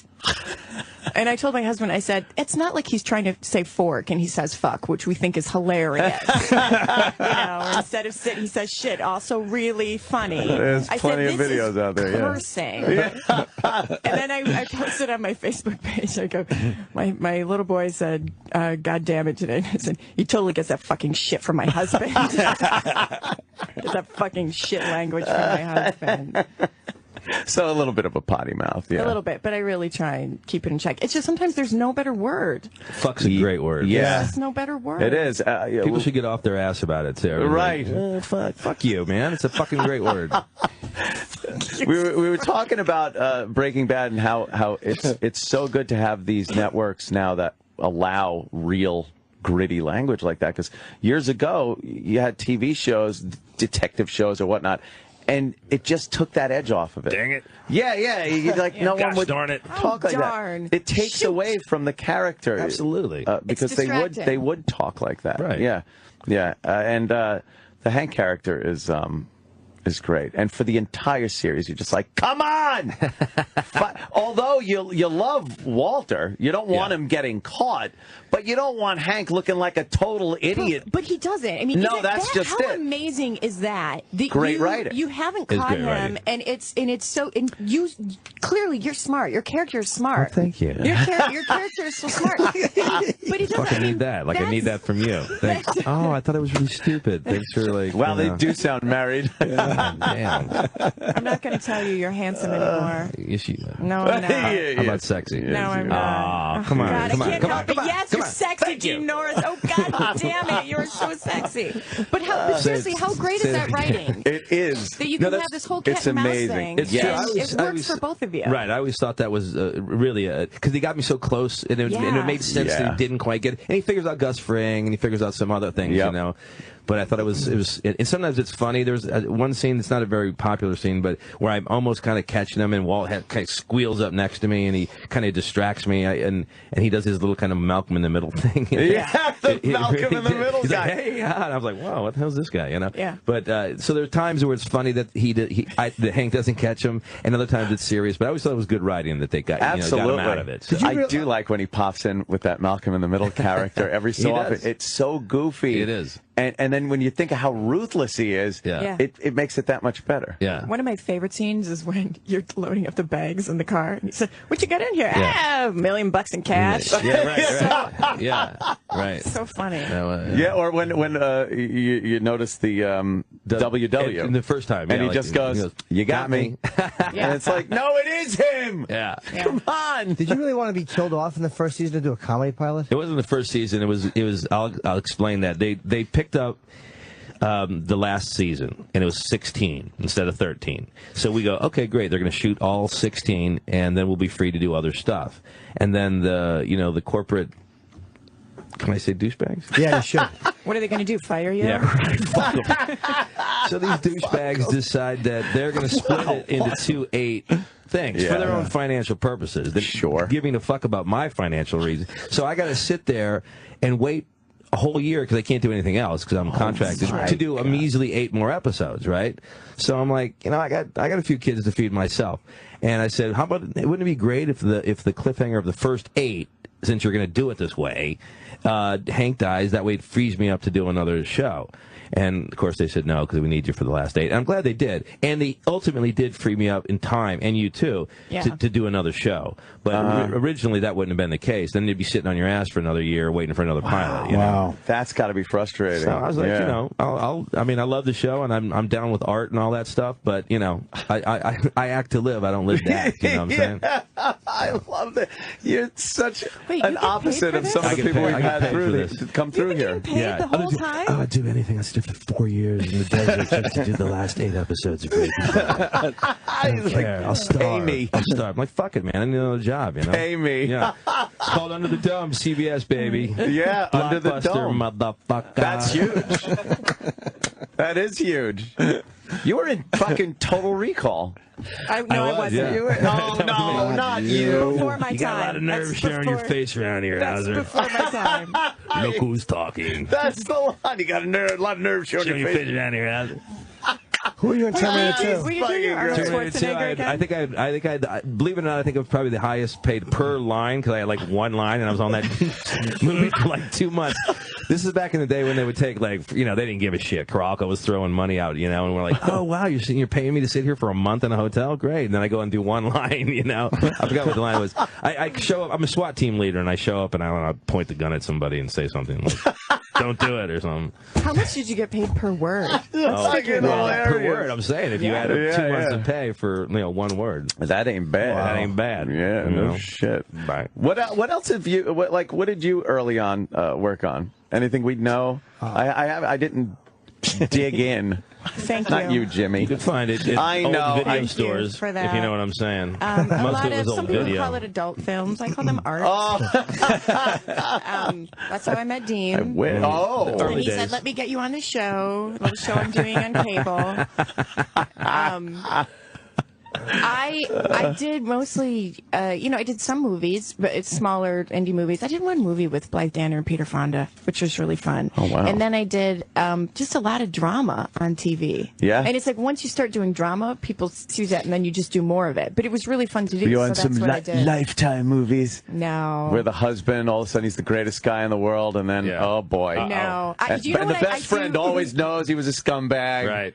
No, I never did anything like that. But what I am disappointed I never did that show with David Caruso. NYPD? No. CSI Miami. CSI Miami. Yeah. Oh. I did NYPD Blue. Yes. The That first was before season my with time David also. Caruso. Yes. And I was ready to go. That was my first serious TV gig. And I had a contract to go for the second season. I'm like all excited, and so over the summer I hear fucking Caruso decides that he's going to quit and do movies. Jade. Ooh, That was a worked good- out for him. That was a good one. That was the worst decision. That was worse than fucking McLean Stevenson leaving MASH. That's the number. That's probably the worst decision in all. It's one of them. It's right up there. Because I was It's his right up best there. friend. So my 6 episodes I was going to do the next year was your character all of a sudden was becomes gone. irrelevant. Yeah. Yeah. Wow, and that is was a early. That was drag. early on when that mattered, and that would have. Yeah, you're probably like, well, that's it. Yeah. I'll never act again. Yeah. I'm never going to get another gig. My No, car. half the time I've been in LA, I've been on Breaking Bad. Wow. Isn't that crazy? Yeah. That's crazy. That's most of it. So really been in New Mexico. Yeah, I know. Betsy has to go. Yeah, that's. Oh, Betsy Sounds has to like I go. have to pee. You when have to say go. that. Aw, I have to go. Am Why I does my she have to bubble? go? Is it my bubbles? She's still got bubbles to pop. You're very, you're a busy girl. You're has to go. promoting. What's Where the did you get name the of the Michael J. Fox show that? Michael J. Fox show. It's called Michael J. Fox Show. Yeah. All right. We just went out there and we're like, hey, let's call it the Michael J. Fox show. This woman right here is the new Lucille Ball. I've been telling her that for the last 5 years. Yeah. You always did say that, and I, did, love and then that about you. After Michael J. Fox, it's going to be like the Betsy Brandt I show. do tell Mike, I say, for the Michael J. Fox show, I really thought it would be a lot more about me. Yeah, it should be. And it will be. Like, I want more dancing on the show because there's really no dancing You on do the that show. You do that chocolate thing where you, Yeah. when the chocolate's going by, the Lucille. Yes, Lucy's shoving the chocolate in her face. I step on the grapes. Yeah, that'd be I great. sound like, Stepping on the Bring a grapes. vat of grapes in, and I'm going to stop. And then on you it. get all starstruck by celebrities. Right. Yeah. You try to break into their That's good. houses That's in good. Hollywood. I do get I met Linda Lavin in the kitchen of the Beverly Hilton this weekend. There's a new girl in town. I thought she had passed. Oh. She's doing a Are Broadway you show. fucking kidding me? Linda Lavin? Oh, hold on. No, I'm thinking of the other one from the one with Schneider. So you're thinking was of on the show. Are you thinking of Three's Company? Bonnie Franklin? Bonnie Franklin. Bonnie Franklin. Banana, person. Bonnie Franklin. I know. No, because I was always into the Linda Lavin, the Alice theme song that she sang. It's like, not only does she star in the show, she's singing the theme song. She sang this theme song. Yes, she did. It's so bad. Cool. She's like all like jazz club. There's a new girl in town and she's looking good. And I'm like, what the fuck? I'll see that show. You think the guy Come on, hit me again. a fresh second face in the neighborhood? And it's like, you think they would be like, maybe we should get someone else to sing this. Do you think I could sing the Under the Dome? Yes. Oh You my can. God, that was Could good. you make that happen? Oh, I can make that happen. I can make that happen. There's a new dome in town. Who indexes the dome so you could see? Is that a... Wow. Bob Rooney. X-Files? I actually thought that was a serious question. Yeah. No. For a moment, I did. I did too. But that's funny. Thank you. Wait, is there a scene where birds fly into the I like dome? that they have like TVs everywhere, so I can I know, totally now I watch have to TV go. while I'm talking. It's fucking great. She's really got to go. That's a funny comment. They're dragging her out of here. That's Betsy really has funny, to go. but MasterCard is up by $12 fucking dollars. We check so. our stocks. And there's that guy who Yeah, S&P above Betsy 1,700. Brandt. Betsy Brandt will be looking for you in Breaking Bad and the Michael J. Fox show. You're going to hate your next interview that you go to. You're going to hate it. Yeah, it's not going to be as good as what they just did there. Yeah, bring the. All right. We got to take a quick break. For, You guys take breaks? Oh, real man. fast. Can you stick around? Is there? Watch this shit now. He's good to stick around. No, yeah, I wasn't even supposed to start till. Yeah. All right, cool. Well, we'll be right back. We'll be right back. All right. The Opie and Anthony Show. Opie and Anthony. Oh, man. Yeah, we're back, of course. Don't worry about it. Let's see. Dean Norris, of course. Hank from Breaking Bad in here. We were talking. They would have been complete spoilers if we said it on the air. So you we weren't can't. recording any of that, right? Nothing. Oh. Wait, he gave away stuff? Well, from the first episode that's coming up. When does it air? August 11th. 11th. Yeah. Wow. And that's going to be one of the most watched shows, I think, ever. It's going to be crazy. Huge. Yeah, it's going to be crazy. Everyone I've talked to is just like, oh, man, Breaking Bad, I got to see you. I've got to wait. Nothing's worse than when they cut those seasons in half and you're like, all right, here's 11 months. Sit on it. Have fun, kids. Yeah, You exactly. pricks. Yeah. So, and I watched the first episode, and people were just livid with me. Yeah. You fucking asshole. And then, of course, why don't you put that up on Pirate Bay? So I'm like, Yeah, right. I'm like, Okay, and I'll never get one again, so blow me. But there are moments, because I saw it for the first time last night, and there are moments. It's great watching it with a big crowd, and there are literally moments in that show where people go, yeah, right, and yeah. oh, or you hear like the reactions from people are amazingly visceral. And at the very beginning of it, and not giving anything away, but the way they just start the show and you're like, what the fuck is this? Yeah, that was awesome. It's a great teaser. It really is a great teaser. Yeah. And, again, not spoiling anything, but the neighbor. Awesome. And then they come back to that line. Yes. Yeah. It's fantastic. There's a lot of inside talk here. Oh, well, you know what? It's very vague. I think they'll have to watch. Then they'll 11th. re-listen to this interview and get what we're talking about. Oh, he was talking about I know what I want to ask. that scene. What did you you went to Harvard? What did you go to Harvard for? Because I got in. Let me rephrase that. Yes. Not why did you go to Harvard, but like what was your measure? It's called a concentration in Harvard. Hate to be that guy, but it was called social studies. It was like economics, history, philosophy, and politics, all kind of wrapped into one. And it was great. And you did well? I did, yeah. I was an honors. I was an honor guy. Yeah. Jesus. Yeah. So you went. Why did you? Not the why did you do acting, but did your family go like you probably shouldn't be acting if you graduated with honors from Harvard? You know, all seriousness, I was the first guy to go to college at all from my family. Both my parents didn't go to college, and we came from kind of a lower middle class to lower middle class. So. One would think I had the pressure to go into investment banking or be an attorney or something like that, but my parents were cool as all get out, and they were happier in a way that I went in to do something that I wanted to do, so I had complete support of my parents. Yeah. Oh wow. Great. Yeah. Were you acting in college, or did you like? Yeah, I did a lot of acting in college. It was all extracurricular because they didn't have really any, there wasn't like an acting program or anything like that at Harvard. But I got to work with some really interesting people, like Amy Brenneman was in my year. The directors, like R.J. Cutler and Bill Rausch, who work today in the business, very successful. And I learned the craft. I would do maybe 3 semesters, so 6 a year in terms of plays there, and then learned a lot. The American Repertory Theater was there, and got to work with them a little bit as well. What got you into acting at all? Like, what? I'm a failed musician. I would like to have been a rock band. Really? But, yeah. Okay. But it didn't quite work out. So I was like, I'm in that boat.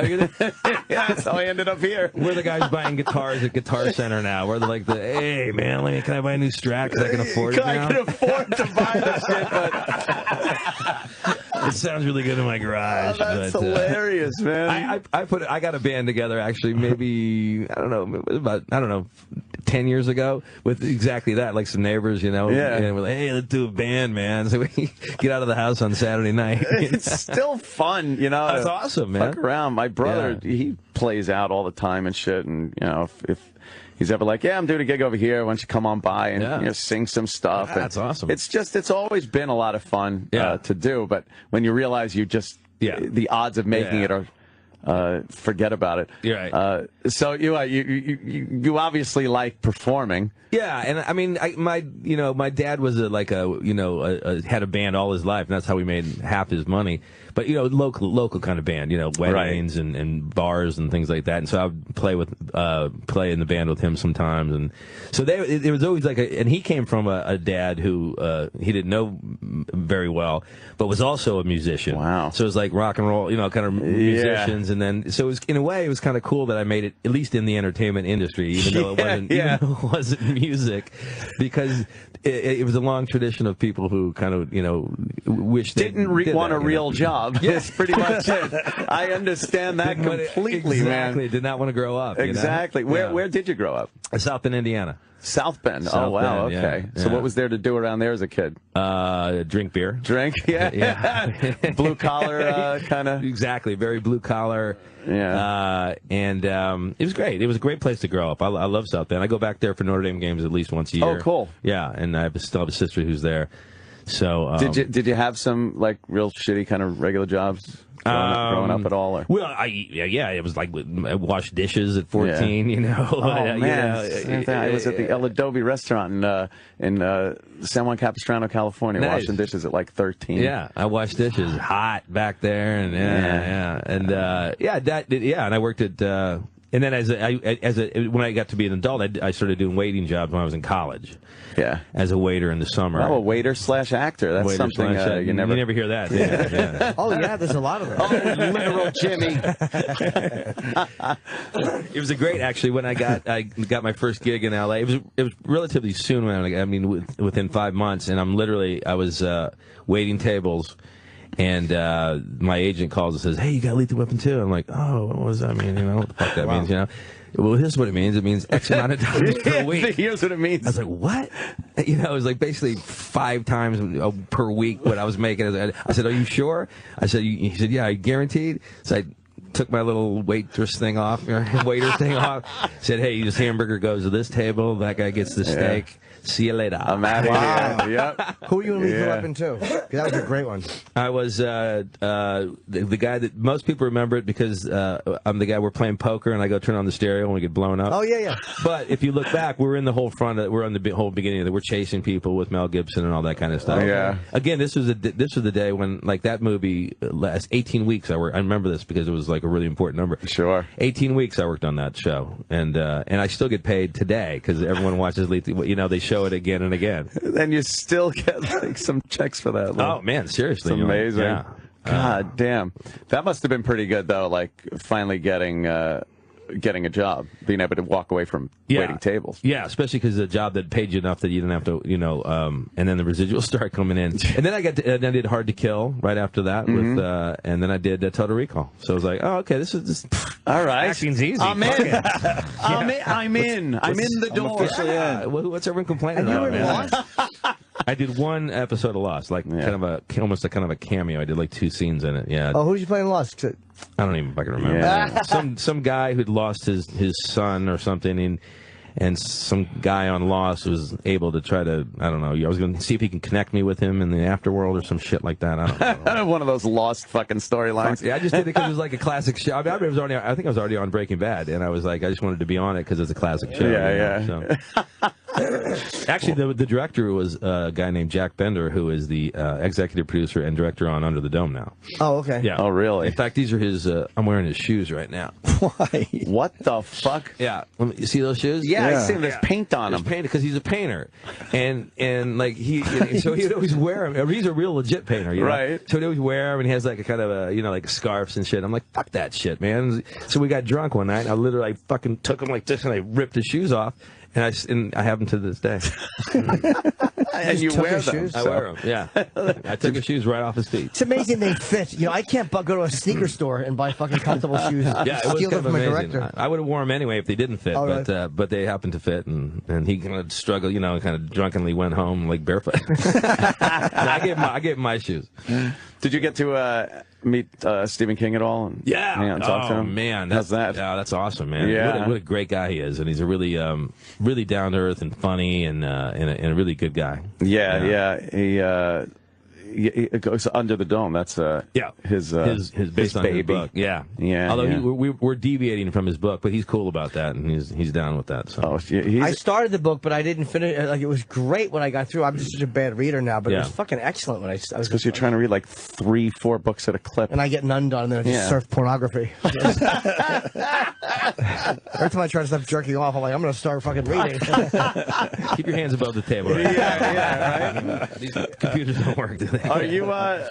Do you pay attention to any critics on Twitter or Facebook or anywhere else online? I used to, like when Breaking Bad first started, because how am I doing? Yeah, how am I doing? And then it just got so much. Just you can't. If you start, I think in immortal words of either Beyonce or Rihanna, somebody never scroll down. There you go. Never scroll down, because there's always something waiting for you. There's always some dickhead who's got, sitting there jerking off in his fucking basement. Fucking Norris sucks. Fuck you, you fuck. In fact, I'm saying that right now to anybody who says shit to me on fucking fuck great. you. Fuck you. The scroll down's classic. You're so right. Because you get a few, you're like, I think I'm going to scroll a little more. And you always scroll too far. Always. I'm the best actor in the world. Right. Fuck you. It always gets to the... And it negates all the good shit you just read. That's what Ben said. He says he can read like 99 great things, but he'll only remember the one bad one. Shitty one. The one shitty one. Asshole. And you know what this asshole is, just some douchebag who's making shit up. We would talk about this like so many times, whereas like years ago, could you imagine if somebody had to sit down and write a letter? Hey, Clark Gable, you suck. Yeah. It had to go in the mail, fucking stamp mail, and then it had to go through 15 levels of people. Right. If it ever got to them, it would be a miracle. Right. And now it's like any douchebag can just be like, you suck. Clark sucks. Yeah, great. They're writing that right now. Somewhere. Leave the guy alone. Yeah, you bastards. What a piss. Well, it's been great to hang out and talk to you, man. You're obviously one of my favorite shows that I watch, and just a great character. And if people, they just don't know what they're in store for.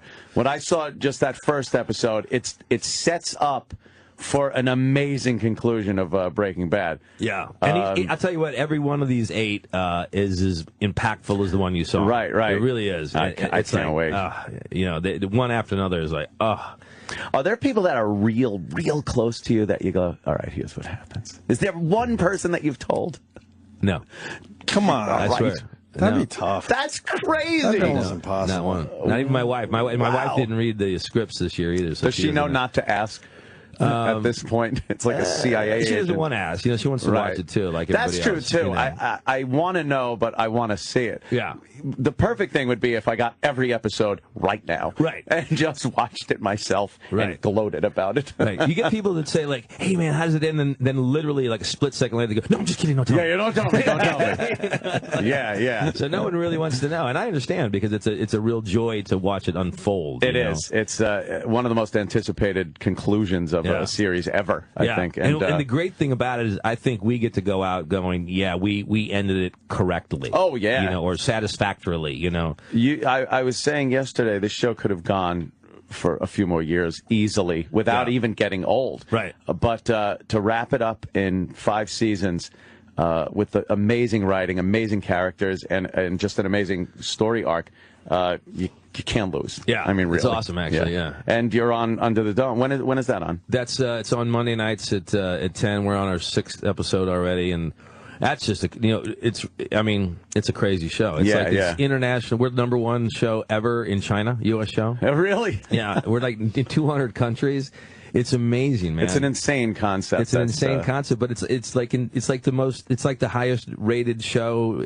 I think there's only one show higher in like all of network TV. It's crazy. I swear to, I mean, in terms of scripted, I don't know what these reality shows are, but in terms of scripted, definitely.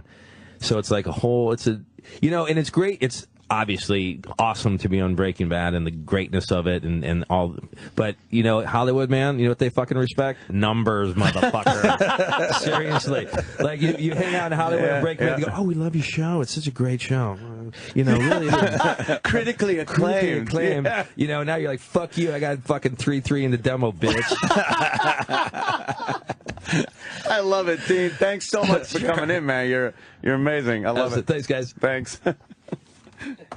The Opie and Anthony Show on Sirius XM.